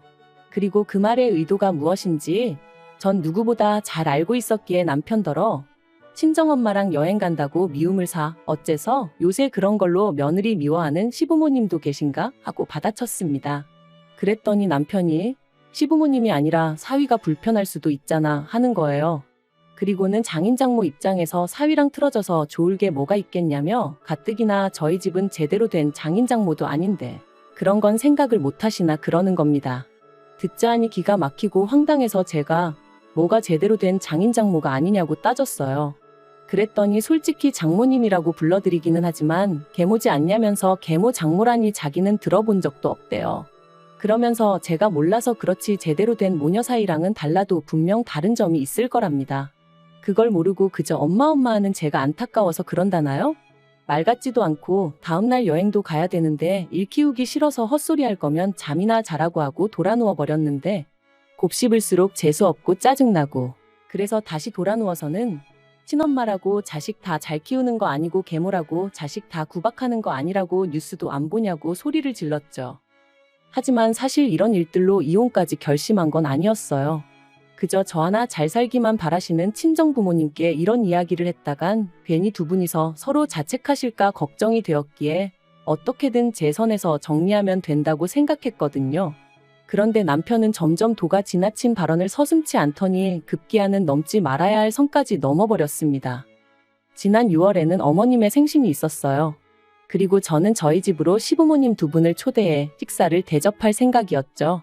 그런데 남편이 대뜸 장모님 생신 때는 여행 갔다 오더니 어머님 생신은 밥 한 끼로 때우려고 그러냐는 거예요. 그래서 그때는 환갑이셨고 어머님은 환갑도 아니시지 않냐니까 환갑 때는 네가 뭐 챙겨드렸어 하는데 그땐 결혼 이야기도 나오기 전이었는데 제가 어머님 환갑을 왜 챙기겠어요. 또 말 같지도 않은 억지를 쓰는구나 싶어서 그래서 어쩌라는 거냐 물었습니다. 그랬더니 남편이 어머님 모시고 여행을 다녀오래요. 어머님이 아들만 둘이다 보니 딸하고 여행 다니는 주변 친구분들을 그렇게 부러워하셨다면서 말이죠. 솔직히 당황스럽고 어이없고 아닌 게 아니라 귀찮은 마음도 들었습니다. 어머님하고는 좋을 것도 나쁠 것도 없는 사이였지만 그래도 어떻게 보면 생판남인데 둘이서 여행이라니. 거기다 저희 어머님은 입맛도 무척 까다로우시고 체력은 약하셨거든요. 그러니 생각할수록 눈앞이 깜깜해지는 기분이었죠. 하지만 한편으론 그래도 참고 한번 갔다 오면 남편도 저에게 고마움을 좀 느끼려나 싶더라고요. 그래서 알겠다 했습니다. 그런데 그렇게 어머님과의 여행을 3일 앞두고 저희 친정어머니가 쓰러지셨어요. 다행히 외출하셨던 아버지가 핸드폰을 두고 나가셔서 집으로 되돌아오셔서 어머니를 발견하곤 바로 응급실로 가셨기에 망정이지 그렇지 않았으면 정말 큰일 날 뻔한 상황이었다고요. 그리고 그런 연락을 받고 저는 다른 건 그 어떤 것도 생각할 수가 없었습니다. 다행히 상사에게 이야기하니 바로 퇴근할 수 있게 해주었고 이후의 일은 메일로 이야기하자더군요. 그래서 바로 병원으로 향했더니 어머니가 중환자실에 누워 계셨습니다. 늘 손만 뻗으면 닿을 거리에서 누구보다 밝은 얼굴로 저를 맞아주시던 어머니셨는데 그렇게 누워 계시는 모습을 보니 고비는 넘기셨다고 해도 그런 말들과는 별개로 왠지 모를 두려움에 심장은 벌렁거리고 손발이 덜덜 떨렸죠. 어느 정도 상황이 정리가 되고서야 저는 남편에게 전화를 걸었습니다. 남편에게 어머니가 쓰러지셨다는 말과 함께 당분간 내가 친정과 병원을 오가며 지내야 할 것 같다고 했죠. 그런데 남편이 한숨을 쉬더니 쓰러지셔도 꼭 이런 때 쓰러지시냐 그러는 거예요. 순간 제 귀를 의심했습니다. 괜찮으시냐? 내가 가봐야 하는 거 아니냐 당연히 그런 말이 나올 줄 알았으니까요. 하지만 거기서 끝이 아니었어요. 남편이 그래도 여행은 가야 된다고 어머님 실망시키면 자기도 가만히 있지 않을 거라고 했거든요. 어이가 없어서 나더러 지금 이런 와중에 어머님이랑 여행을 가라는 게 말이 되냐 했습니다. 그랬더니 어머님 실망하실 건 생각 안 하냐면서 저더러 왜 자꾸 남한테 공을 들이냐는 거예요. 어머님이야 제가 남편이랑 이혼하지 않는 한 평생 한 가족으로 지낼 사이지만 저랑 저희 친정어머니는 막말로 친정아버지 돌아가시면 생판남이나 다름없는데 왜 쓸데없이 거기다 시간 쏟고 정성 쏟고 그러냐면서 옆에서 보기 딱하다나요? 결국 남편의 마지막 말에 저는 더는 화를 참을 수가 없었습니다. 그래서 남편더러 누가 당신하고 평생 살겠다고 했냐고 쏘아붙였어요. 그리고는 키워준 은혜도 못 갚게 하는 당신 같은 사람하고는 소름 끼쳐서 하루도 더는 같이 못 살겠다. 이혼하자 했습니다. 그랬더니 남편이 자기가 뭐 틀린 말 했냐면서 자기가 속이 상해서 그러는 거래요. 친정아버지가 돌아가시고 나면 분명히 틀어질 사이인데 그때 상처받을 제가 안쓰러워서 미리 조심시키는 거라나요? 그러면서 잘 생각해보라고. 진짜 친어머니 같았으면 시집간 딸 시댁에서 미움받을까 걱정돼서 시시콜콜한 이유로 딸한테 연락하고 안 그런답니다. 오죽하면 딸 가진 죄인이란 말이 있겠냐면서요. 그런데 자기가 보면 제 친정어머니는 제가 시댁에서 미움을 받건 말건 그런 건 신경도 안 쓰는 것 같다며 그건 저를 진짜 사랑하는 게 아니라나요? 어이가 없어서 제가 남편더러 당신이야말로 아내를 진짜 사랑하는 남편 같지가 않다 했습니다. 남편이 아내를 진짜 사랑하면 처갓집 말뚝에다 절을 한다는데 당신은 한 게 뭐가 있느냐고. 말은 안 했지만 친정어머니는 100번 양보해서 의붓 어머니라 싫어서 그렇다 치더라도 그럼 뭐 친정아버지한테는 얼마나 잘했냐고 따졌죠. 막말로 자기가 뭐 장인어른 생신이라고 전화라도 한 통 한 적 없거든요. 그랬더니 남편이 세상에 그런 걸 챙기는 사위가 어딨냐면서 우겨대는데 그동안 내가 알던 사람이 이런 사람이었나 싶을 정도로 앞뒤가 꽉 막힌 정신 나간 인간이 따로 없더라니까요. 그래서 결국 제가 말을 말자고 그냥 깔끔하게 이쯤에서 헤어지자 했습니다. 그리고 그제서야 남편이 우리가 같이 한 세월이 얼만데 이렇게 끝내냐며 개소리를 해대길래 어머니는 자그만치 나를 30년 넘게 키워주셨다고 니까지 거랑 비교도 안 된다 해버렸네요. 남편과 이혼하기로 마음을 먹고 나니 이후의 일은 일사천리로 진행되었어요. 다만 처음부터 친정부모님께 솔직한 이유는 말씀드리지 못했고 성격 차이라고만 둘러댔기에 친정부모님은 결혼 생활이란 게 원래 처음부터 다 잘 맞을 수는 없다 하시며 서로 양보하고 맞춰가며 살아야 한다고 어떻게든 저를 설득하려 드셨죠. 하지만 그것도 남편이 저희 집 앞으로 찾아와서는 저희 친정부모님께 죄송하다, 이혼만은 안 하고 싶다며 구구절절 떠들어대는 바람에 친정부모님이 진짜 이유를 알게 되셨고 친정어머니가 당신 때문에 제가 이혼하는 거냐며 그러지 말라셨는데 그렇게 슬픈 표정을 하신 어머니는 처음이었어요. 그리고 그런 어머니의 표정을 볼수록 저는 남편과 헤어지고 제대로 된 행복을 찾아야겠다고 결심하게 되었죠. 그리고 결국 저를 설득하지 못한 남편은 순순히 협의 이혼에 응해주었습니다. 다만 마지막에 덧붙이기를 언제든지 생각이 바뀌면 자기한테 연락하래요. 자기가 받아주겠다고요. 어이가 없어서 그런 일은 없을 테니 꿈 깨라 했어요. 세상에서 그 누구보다 큰 사랑을 주신 친정어머니가 저런 인간 입에서 몇 번이나 오르내리게 한 사실이 지금도 죄송할 뿐입니다. 다시 누군가를 사랑하고 가정을 꾸릴 수 있을지 그건 솔직히 모르겠어요. 당장은 그러고 싶은 생각도 없고요. 그저 당분간은 친정부모님과 맛있는 것도 먹고 다니고 좋은 곳도 놀러 다니면서 많은 추억을 만들고 싶네요. 그리고 평생이 가도 부족하겠지만 지금부터라도 조금씩 제가 받은 사랑을 돌려드릴 생각입니다. 안녕하세요. 작은 과일 가게를 운영 중인 30대 여성입니다. 처음부터 사업을 했던 건 아닌데 남편과 어머님이 이렇게 제 인생을 바꾸어 놓았네요. 후회는 없어요. 이 일을 시작하지 않았다면 지금도 하루하루 남편과 부딪혀가며 스트레스 받아가며 그렇게 살았을 것 같거든요. 그러니 그런 생각을 하면 지금 저에게 주어진 이 시간에 감사할 뿐이지요. 님이라는 글자에 점 하나만 찍으면 남이라더니 어쩌면 노래 가사도 그렇게 잘 썼는지 살다 보니 저에게도 남편은 더 이상 님이 아니라 남보다도 못한 사람이 되었어요. 하지만 편의상 일단은 남편이라고 부르겠습니다. 남편하고는 지인의 소개로 만났어요. 남편 쪽에서 먼저 결혼을 전제로 한 여자를 소개받고 싶어 했고 그 이야기를 전해 들은 제 지인이 다리를 놔준 거였죠. 저도 결혼 생각이 아예 없던 것은 아니기도 했고요. 그래서 싫은데 억지로 나간 자리였다 뭐 그렇게 말은 못하겠습니다. 못 이긴 척 나간 자리였다고 설명하면 적당하겠네요. 소개팅을 처음 해보는 건 아니었지만 그래도 예전과는 달리 이번엔 결혼 전제였으니 긴장 아닌 긴장이 되대요. 그래서 제 나름대로 평소와는 달리 화장도 좀 하고 옷도 예쁘게 차려입고 나갔어요. 그리고 약속 장소에 도착하니 누가 봐도 저만큼이나 긴장해 있는 남편이 먼저 도착해 저를 기다리고 있었죠. 이후로 서로 어색하게 인사를 나누고 남편의 주도로 대화가 이어졌는데 이혼한 마당에 이런 이야기를 하기도 좀 우습지만 시간이 어떻게 흘렀는지도 모를 만큼 말이 잘 통했어요. 그래서 커피까지 마시고도 서로 아쉬워 헤어지지 못하고 맥주 한잔 하자며 장소를 옮겼고 3일 만에 두 번째 만남을 가졌죠. 이후로 저희는 정말 말 그대로 서로에게 불이 붙어 2주 만에 정식으로 사귀는 사이가 되었습니다. 나이 30이 넘어 결혼을 전제로 한 만남이다 보니 저희는 연애 시작부터 서로에 대해서 뿐만 아니라 서로의 가족이나 직장에 관해서도 많은 이야기를 나눴어요. 사실 친구들을 보니까 연애할 땐 서로 좋아서 서로만 생각하다가 결혼을 앞두고 이런저런 조건이 맞지 않아 헤어지는 경우가 종종 있었기에 저는 그런 실수는 하지 말아야지 싶었거든요. 그리고 그렇게 알게 된 게 일단 남편의 경우 부모님 두 분 다 당시 60대 초반으로 아버님은 회사를 다니신다 했고 어머님은 전업주부라고 했습니다. 그리고 밑으로는 3살 어린 여동생이 있다고 했죠. 듣기에는 정말이지 지극히 평범한 가정이었어요. 또한 남편이 말하길 자기 부모님은 노후 준비가 다 되어 계시다며 자기는 전혀 신경 쓸 게 없다고 했으니 결혼 상대로는 대단히 좋을 것도 아니었지만 그렇다고 딱히 걱정할 것도 없다 싶었달까요. 그리고 제 친정 또한 상황이 크게 다르지는 않았습니다.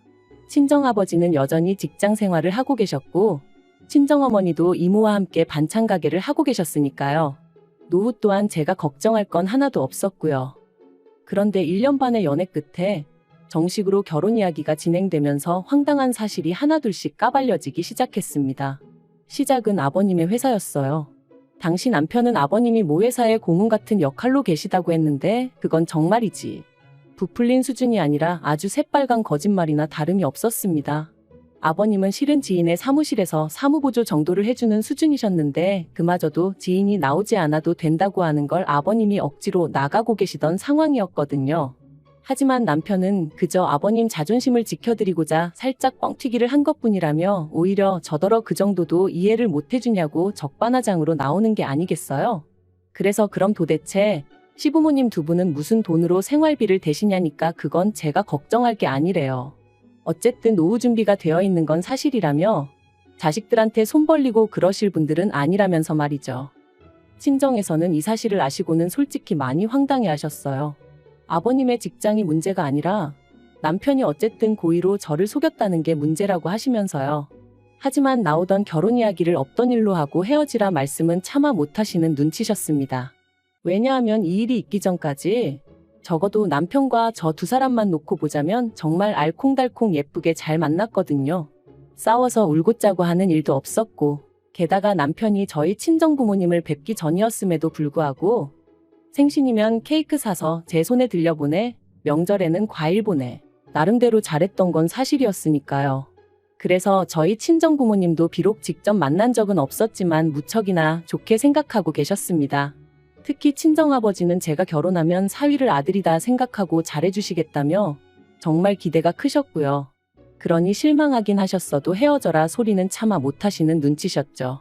그리고 무엇보다도 저도 남편에게 실망한 건 사실이었지만 그렇다고 사랑하는 마음이 순식간에 사그라들진 않았으니 말이 나왔으니 말이지만 답이 그게 아닌 게 뻔히 보이는데도 잘못된 결정을 내리는 사람들 보면 사람들이 지 팔자 지가 꼰다 그러잖아요. 저도 사실 그런 사람들 중 하나였고요. 그런데 막상 저도 제가 선택을 해야 하는 입장이 되니까 머리로는 하나를 보면 열을 안다고 헤어지는 게 맞는 것 같은데 자꾸 마음은 한 번만 더 믿어볼까 그런 생각이 들대요. 그래서 결국 남편과 부부의 연을 맺었습니다. 하지만 제 선택을 후회하기까지는 정말 오랜 시간이 걸리지 않았어요. 결혼한 지 2달이 되도록 남편이 경제권을 넘겨주지 않아서 결국 작정하고 제가 따지고 들었는데 그제서야 남편이 실은 시부모님 생활비를 대드리고 있었다는 걸 털어놓았거든요. 그것도 1, 20만 원 수준이 아니라 한 달에 무려 100만 원씩이나 드리고 있었죠. 어이도 없고 황당하고 제가 이제껏 드린 걸 돌려받아와라 그런 억지는 쓰지 않겠다.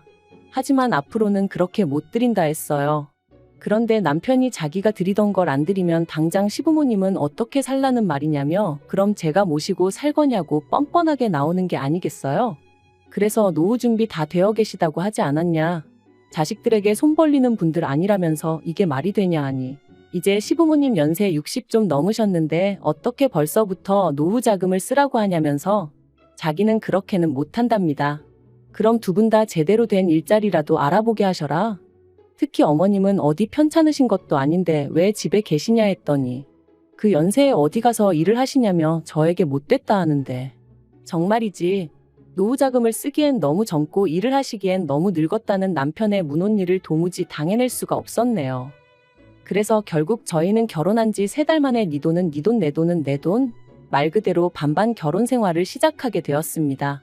가뜩이나 얼떨결에 신혼집도 친정에서 해주셔서 이렇게까지 결혼하는 게 맞나 긴가민가 했는데 반반 결혼 생활까지 하게 되니까 솔직히 기분이 정말 별로였어요. 하지만 여기서 끝이 아니었습니다. 이제 와서 말이지만 아무리 사랑했던 사이라도 거짓말과 돈 문제로 자꾸만 부딪히니 마음이 빠르게 식어만 가더라고요. 그런데 정작 남편은 아무 일도 없었던 것처럼 행동을 하니 저 인간이 미친 건가 아니면 내가 못된 건가 싶어 자괴감도 심해져 갔죠.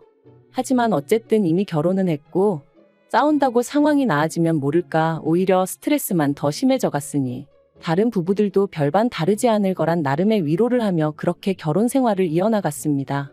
그런데 그렇게 1년쯤 지났을까 하루는 남편이 뜬금없이 식당을 하고 싶다대요. 식당이라니 할 줄 아는 건 라면 끓이는 것밖에 없었으면서 말이죠. 제가 뜬금없이 웬 식당이냐 그거 아무나 하는 거 아니다 했습니다. 그런데 남편은 어디서 뭘 보고 그런 확신을 얻었는지 자기가 기똥찬 아이디어가 있다면서 자기만 믿어라 어쩌라 난리도 아니었어요. 하지만 장사도 돈이 있어야 하지 남편이 얼마나 돈을 모았을 것 같지는 않았거든요. 그래서 그래 당신 마음대로 알아서 해 했습니다.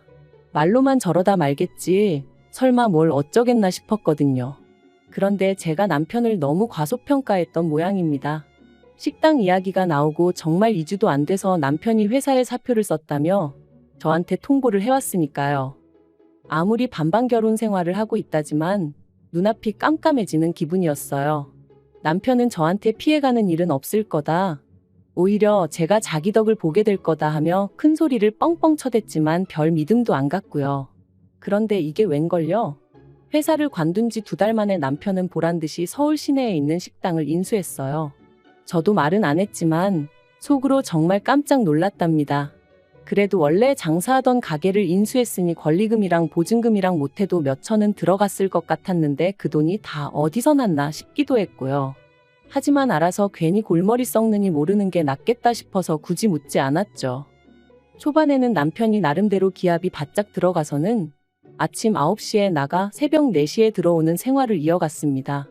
그리고 그런 남편을 지켜보면서 저는 하마터면 거의 감동할 뻔했어요. 하지만 역시나 반년도 되지 않아 남편은 언제 그랬냐는 듯 점점 풀어지기 시작했고 급기야는 가게 오픈 시간도 자기 멋대로 바꾸는 거예요. 그래서 제가 그렇게 장사하면 손님들이 찾아오겠냐 한마디 했더니 그럼 네가 한번 해보던가 하며 버럭 소리를 지르는 게 아니겠어요? 어이가 없었죠. 내가 지더러 장사하라 그랬나 괜히 멀쩡히 다니던 회사는 때려치고 왜 나한테 화풀인가. 사실 가게 열고 나서는 그래도 남편이 열심히 하는 게 안쓰러워서 생활비도 3번이나 안 줬는데 제가 아무 말 안 하고 그냥 넘어갔거든요. 얼마나 없으면 저러겠나. 못 주는 사람 속은 오죽하겠나 생각하면서 말이죠. 그런데 그런 저한테 미안해한다거나 고마워하는 기색은 없고 화풀이만 해대니 기도 안 차더라니까요. 그리고 급기야는 남편이 권리금이고 보증금이고 뭐고 모르겠다며 아주 배째라는 식으로 나오기 시작했습니다. 제가 미쳤다고 한두 푼도 아닌데 그런 소리가 나오냐니까 저더러 네 돈도 아닌데 무슨 상관이냐는 거예요.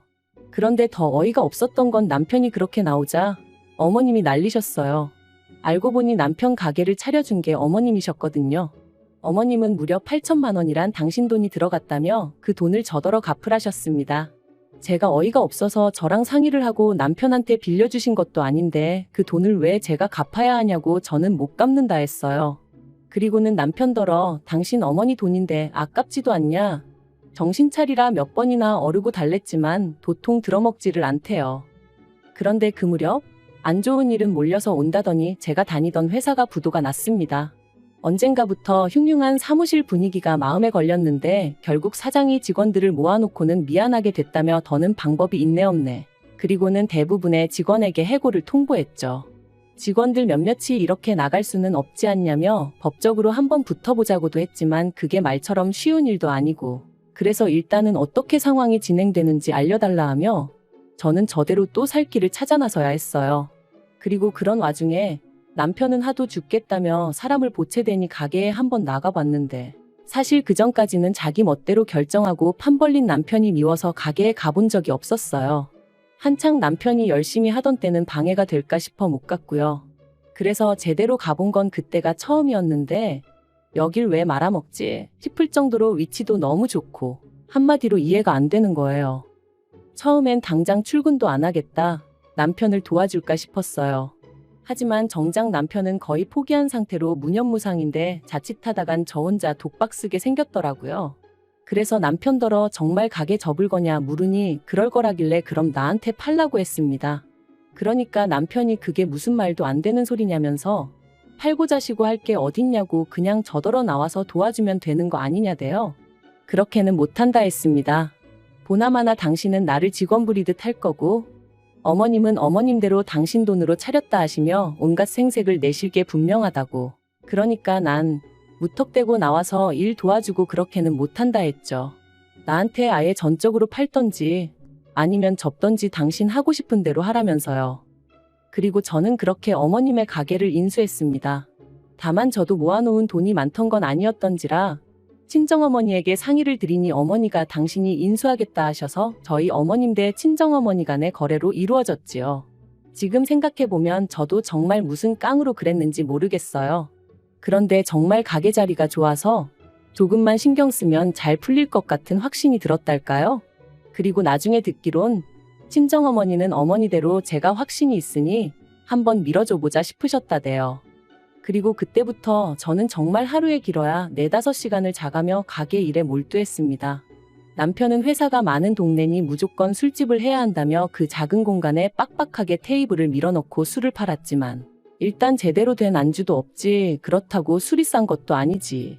게다가 근처에는 이미 터줏대감처럼 자리 잡고 있는 괜찮은 술집들이 너무 많았거든요.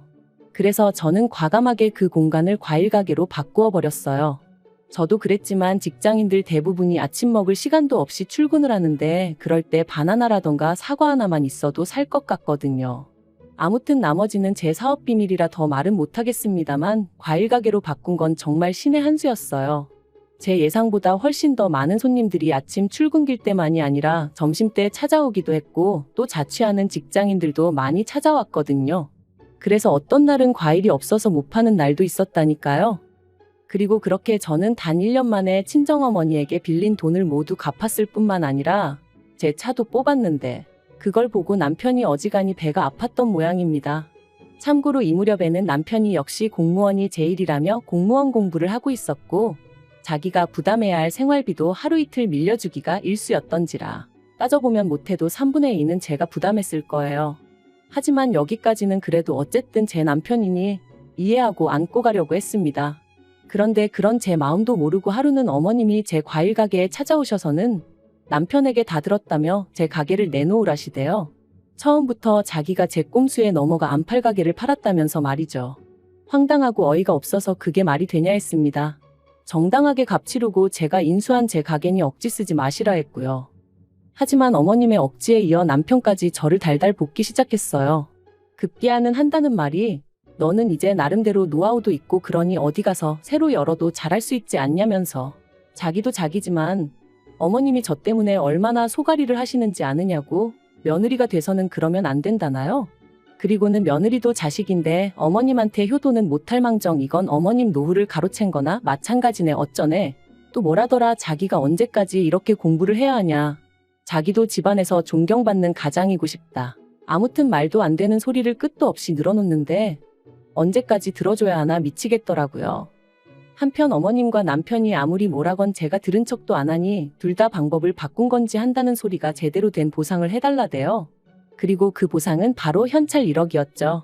뜬금없이 무슨 1억이냐 말도 안 된다 하니 어머님이 말씀하시길 그 가게를 저희 남편이 계속 붙잡고 있었으면 1년에 1억이 아니라 2억을 벌었을지도 모르지 않냐면서 앞으로도 매년 1억씩 달래요.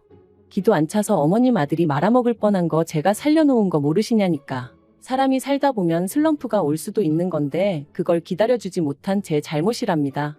그리고 남편은 가만히 있었으면 제가 이혼까지는 생각하지 않았을지도 모르겠어요.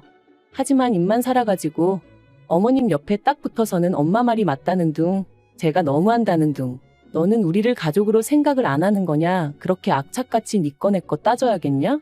정말 해도 너무한다 싶더라고요. 그래서 제가 남편하고 이혼을 하면 했지 가게는 못 넘겨준다 아주 딱 잘라 말했습니다. 그리고 그 말 한마디를 어머님은 아주 그냥 너 잘 걸렸다 싶으셨는지 꼬투리 잡아 돈독이 올랐느니 어쩌니 하시더니 남편더러 이혼해라 이혼해 그러시는 거예요. 아마 저를 겁주려는 게 아니었나 싶은데 저도 약이 오를 대로 올라 있었는데 그런 말이 뭐가 무서웠겠어요? 그리고 역시나 제가 눈 하나 깜짝하지 않으니 어머님하고 남편이 더 당황해하더라고요. 그리고 저는 결국 지인을 통해 이혼 전문 변호사를 소개받았고 남편에게 이혼소장을 보냈습니다. 살살 어르고 달래서 협의 이혼을 할까 그 생각을 안 한 것도 아니었지만 아무래도 금전적으로 걸고 넘어질 게 분명해서 처음부터 깔끔하게 짚고 넘어가야겠다는 생각이었거든요. 아무튼 이후로 1년간의 지리한 싸움 끝에 저희는 완벽하게 남남이 되었어요. 어머님은 그런 와중에도 끝까지 위자료로 1억을 받아야 한다며 헛소리를 하셨는데 오죽하면 나중엔 남편 쪽 변호사가 그런 어머님한테 짜증을 다 내더라니까요. 그리고 이후로 저는 과일 가게를 하나 더 오픈해 지금은 비교적 덜 바쁘고 더 여유로운 생활을 즐기고 있습니다. 친정어머니의 서포트가 없었다면 아마 지금의 이 생활은 결코 누릴 수 없었을 테지요. 그래서 지금도 열심히 노력한 제 자신보다도 시작할 수 있는 용기를 주셨던 친정어머니에게 더 감사한 마음뿐이에요. 남편 소식은 원치 않아도 말 많은 지인 덕분에 조금씩 듣게 되는데 여전히 공무원 시험 공부를 하는 중이랍니다. 저희가 살던 집이 친정어머니 명의의 집이었다 보니 남편은 시댁으로 다시 들어갔는데 공부를 집에서 하는 통에 어머님도 신우도 죽을 맛인가 보다며 아주 지인이 혀를 차더라고요. 그러면서 저더러 저런 사람인 줄도 모르고 소개시켜 미안하다길래 아니라고 저도 한때는 좋은 사람이라 생각하고 결혼까지 했던 건데 누굴 탓하겠냐 그런 소리 하지 마시라 했습니다. 지금도 남편과 연애하던 시절을 생각하면 그리운 기억도 있고 솔직히 좋은 기억이 정말 많아요. 하지만 연애랑 결혼은 정말 다르다는 걸 이번 결혼 생활을 뼈저리게 느꼈네요. 왜 어른들이 그래서 양가 식구들도 살펴야 하고 가풍도 봐야 하고 수준이 비슷해야 한다고 말씀하시는지도 알게 되었고요. 아무튼 비싼 값 치르고 인생 공부했다 생각합니다. 아무것도 남지 않은 건 아니라 다행이라고 해야 할까요? 과거에 연연하지 않고 누군가를 너무 미워하는데 제 인생을 낭비하고 싶은 마음도 없어요. 지금처럼 앞으로도 저와 저를 응원해주는 사람들에게 감사하며 하루하루 열심히 살겠습니다.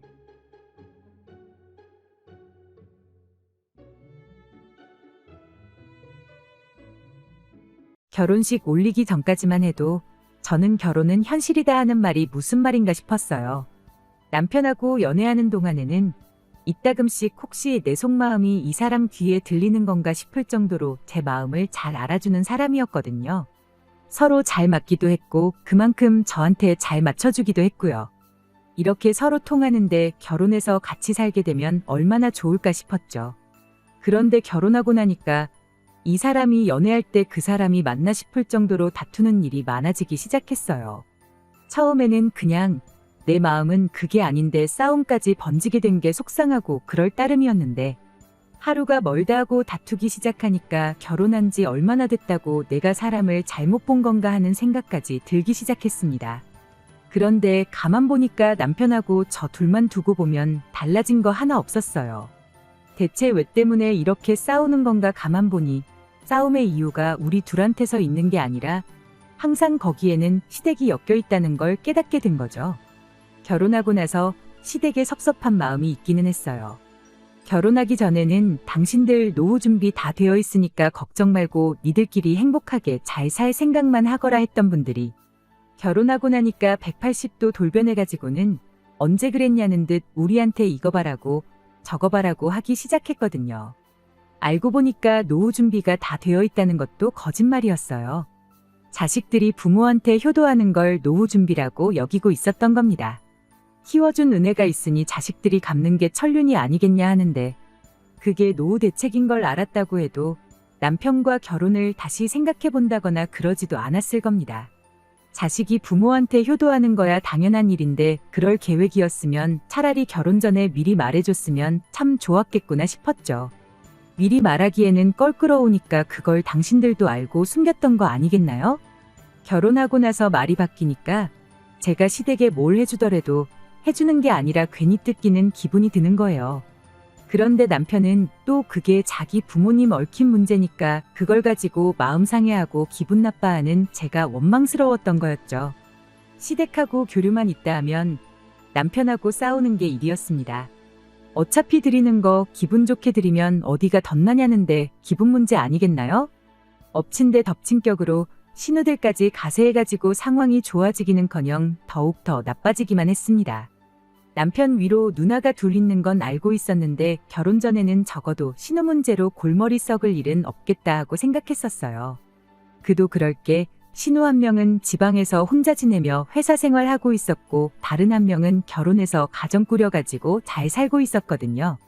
앞으로 결혼 생활하면서 마주친다고 한들 명절 같은 특별한 날 아니고서야 딱히 마주칠 일도 없겠구나 싶었던 거죠.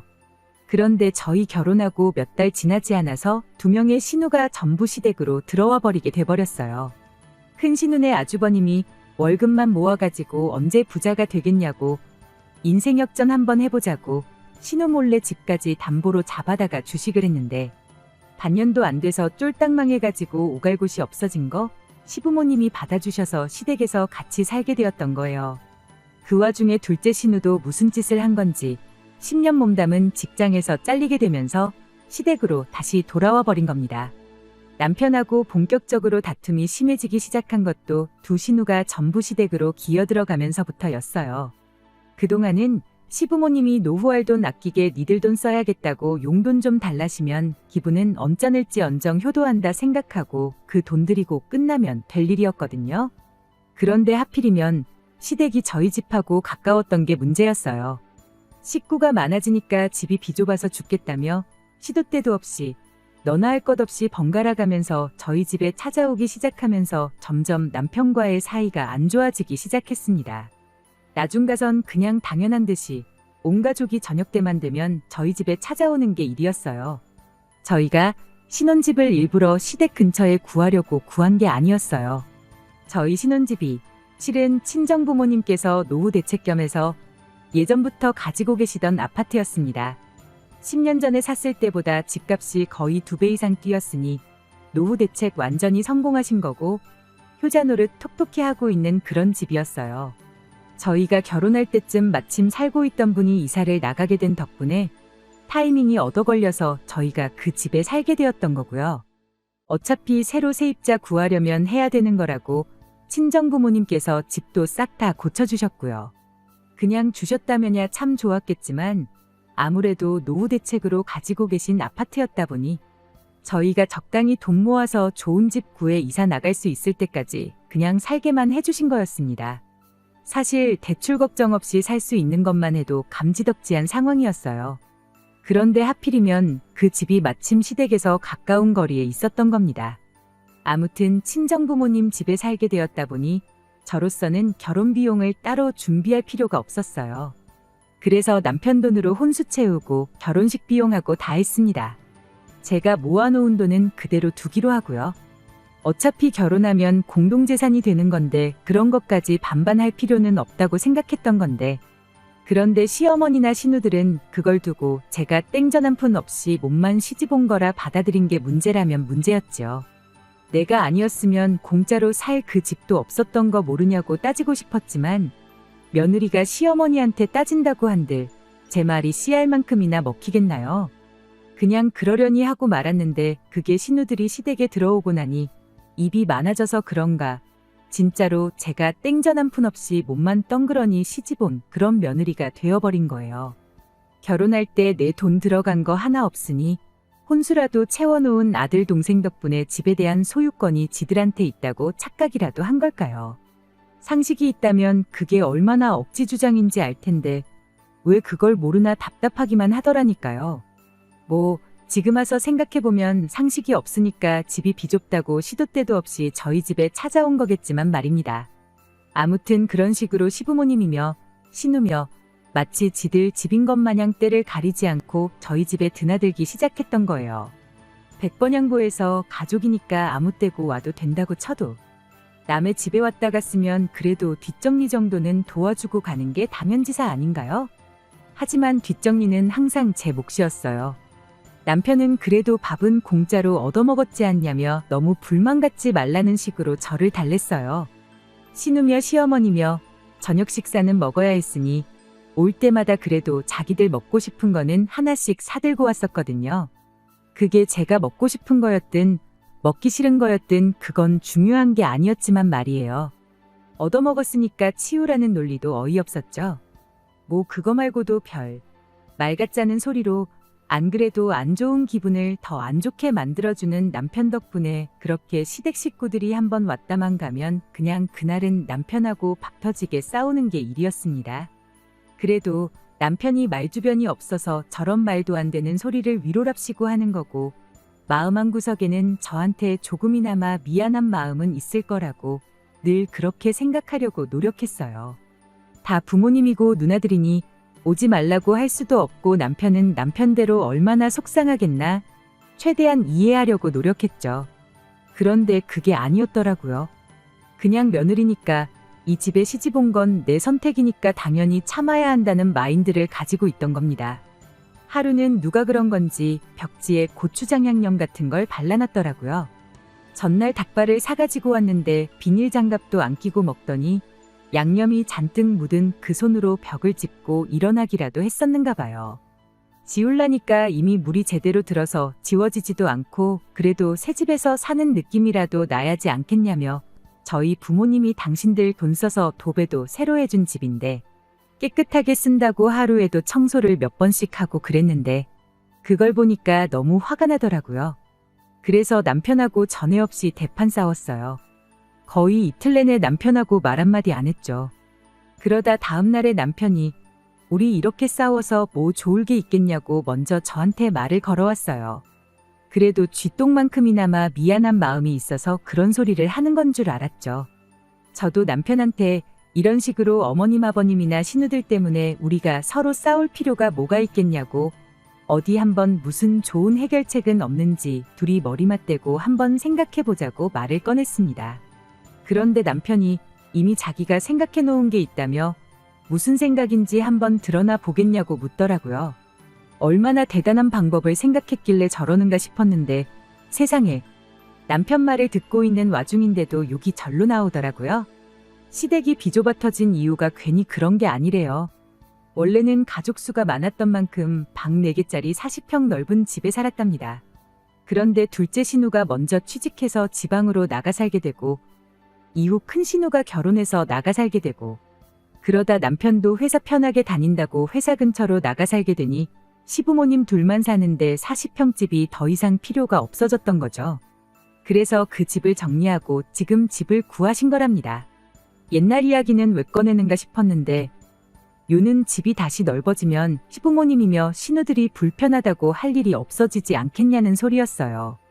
그리고 시부모님이 아직 그때 살던 집을 정리한 돈을 가지고 계실 테니 지금 우리 살고 있는 이 집, 친정부모님 집을 시부모님한테 시세보다 조금 저렴하게 해서 팔자는 소리를 하는 거 아니겠어요? 그리고 우리는 우리대로 목돈을 가지고 있으니 그 돈으로 시부모님이 지금 살고 있는 집을 사면 어떻겠냐고요? 집이 좁아서 우리 집에 찾아오는 건데 집이 넓어지면 굳이 좁은 집으로 찾아오시겠냐고 그리고 겸사겸사 시부모님 노후 대책도 생기게 되는 거니 일석이조 아니겠냐는 소리였죠. 그럴싸하게 들리긴 했지만 솔직히 말도 안 되는 소리나 마찬가지였습니다. 저희 살고 있는 집 시세가 12억이 넘거든요. 친정부모님이 집을 매입한 이래로 가격이 계속 오르기만 했어요.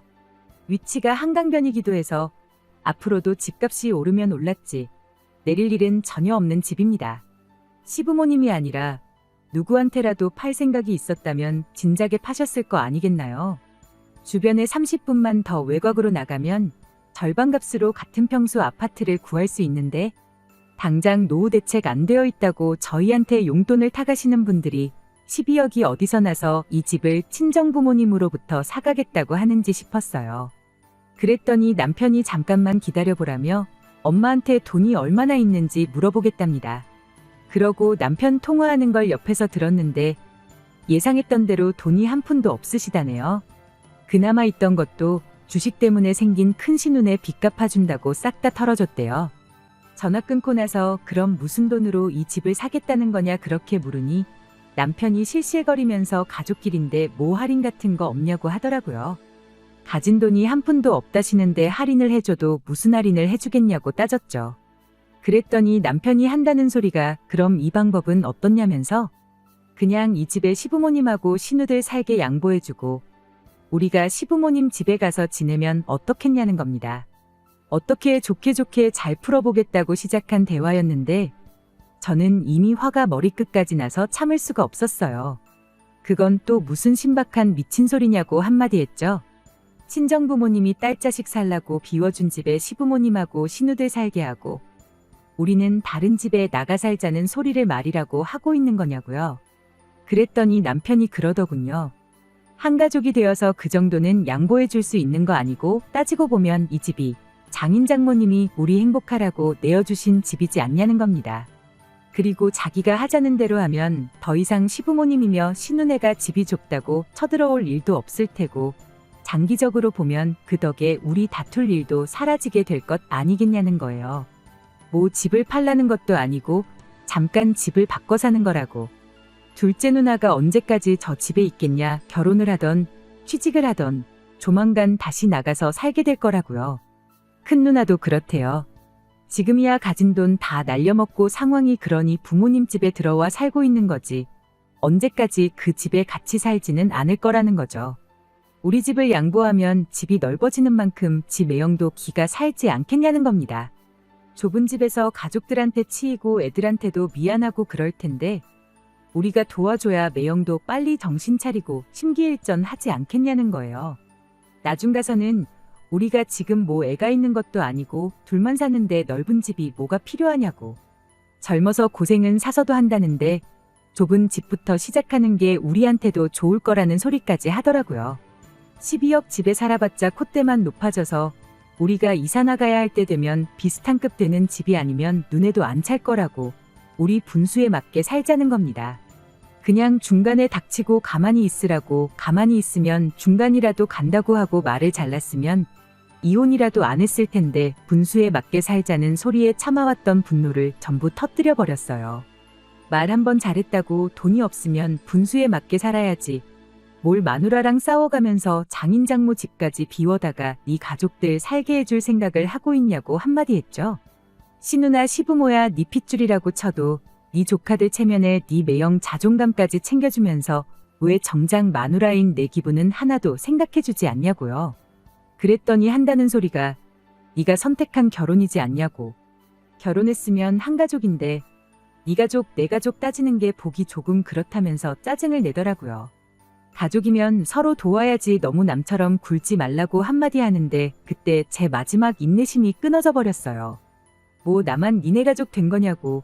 매번 희생만 해가면서 니네 가족만 챙겨주고 그러고 살 생각은 없다고 딱 잘라 말하고 이혼하자고 말했습니다. 그랬더니 여태까지는 가족이 어떻고 저떻고 잘만 떠들던 기세는 온데간데없고 뭘 이런 걸 가지고 이혼 이야기까지 꺼내냐면서 저보고 진정 좀 하라고 저를 말리더라고요. 이게 처음이었으면 나도 이렇게까지 말 안 한다고 여지껏 하는 꼬라지를 보아하니 내가 너네 가족들 위해 평생을 희생하고 인내하면서 사는 게 당연한 거고 앞으로도 쭉 그렇게 살아야 할 텐데 오늘 이혼하나 10년 맘고생 개고생 해가면서 살다 이혼하나 결과는 똑같은 거 아니냐고. 그럴 거면 내가 한 살이라도 젊을 때 하루라도 빨리 이혼하는 게 덜 손해보는 거 아니겠냐고 했죠. 그랬더니 그 다음부터는 깨갱하고 아무 말도 없대요. 이혼하자는 말에는 대답도 안 하고요. 저도 너무 감정이 격해진 건가 싶어서 남편이 입을 다문 이후로는 더 말하지 않았어요. 그리고 그렇게 몇 주 정도의 시간이 흘렀습니다. 남편과는 필요한 대화 말고는 나누지 않는 상황이었는데 무엇보다 그렇게 한번 크게 다투고 나니 시댁 식구들이 언제 그랬냐는 듯 콧배기도 보이지 않기 시작했어요. 시댁 식구들이 오질 않으니 저도 점점 마음이 가라앉기 시작했고요. 이렇게 평화롭게 지내면 남편하고 잘 지낼 수 있을 것 같다는 생각이 막 들던 차에 이런 생각이 들더라고요. 그동안 그렇게 지들 집인 것 마냥 들락날락 하더니 아들 동생이 이혼당할 위기에 처하니 집 근처에 얼씬도 안 하는 게 지들도 제가 불편한 거 알고도 아무 말도 안 하고 있으니 사람을 만만하게 보고 그렇게 염치 없이 굴었구나 하는 생각이요. 그래서 그 길로 그냥 이혼 서류 작성에다가 남편한테 던져줬습니다. 깔끔하게 합의 이혼하자고요. 혼수 채워둔 거 내가 쓰고 싶지도 않고 돈으로 물어주고 싶지 않으니 그건 그냥 가져가던지 버리던지 네 알아서 하라고 했습니다. 니네 집 보니까 가전이며 가구며 죄다 낡았던데 이참에 새 걸로 바꿔주라고요. 가족이면 희생하는 게 당연하다는데 그 정도는 해줘야 되지 않겠냐 하니 그제서야 무슨 이혼이냐며 자기가 미안했다고 싹싹 빌기 시작했어요. 미안한 거 알았으면 진작에 잘하던가 몰랐어도 하지 말라고 했을 때 그만했어야 되는 거 아니냐고. 이미 늦었고 마음 바꿀 생각 없으니 소송하고 싶으면 한번 누가 이길 때까지 해보자고 했어요. 그 뒤로 시부모님이고 신우고 와서 다시 생각해보라고 그제서야 제 눈치를 보면서 저를 달래는데 그 모습 보니까 사람이 더 간사해 보여서 제 마음을 접을 생각이 사라졌습니다. 그렇게 얼마 전 길고 긴 이혼도 완전히 끝나게 되었고 남편과는 완벽한 남남이 되었어요. 남편은 좁아터진 시부모님 집으로 들어가게 되었습니다. 방 한 개 딸린 14평 집에 어떻게 8식구가 먹고 살고 지낼지는 모르겠어요. 그래도 마누라랑 이혼까지 해가면서 퍼줄 만큼 좋아라 하던 가족인데 온 가족이 한 집에 부대끼며 살게 되었으니 남편한테만큼은 해피엔딩 아니겠나요? 가족들하고 끈끈하게 오래오래 한 집에 같이 지냈으면 좋겠네요.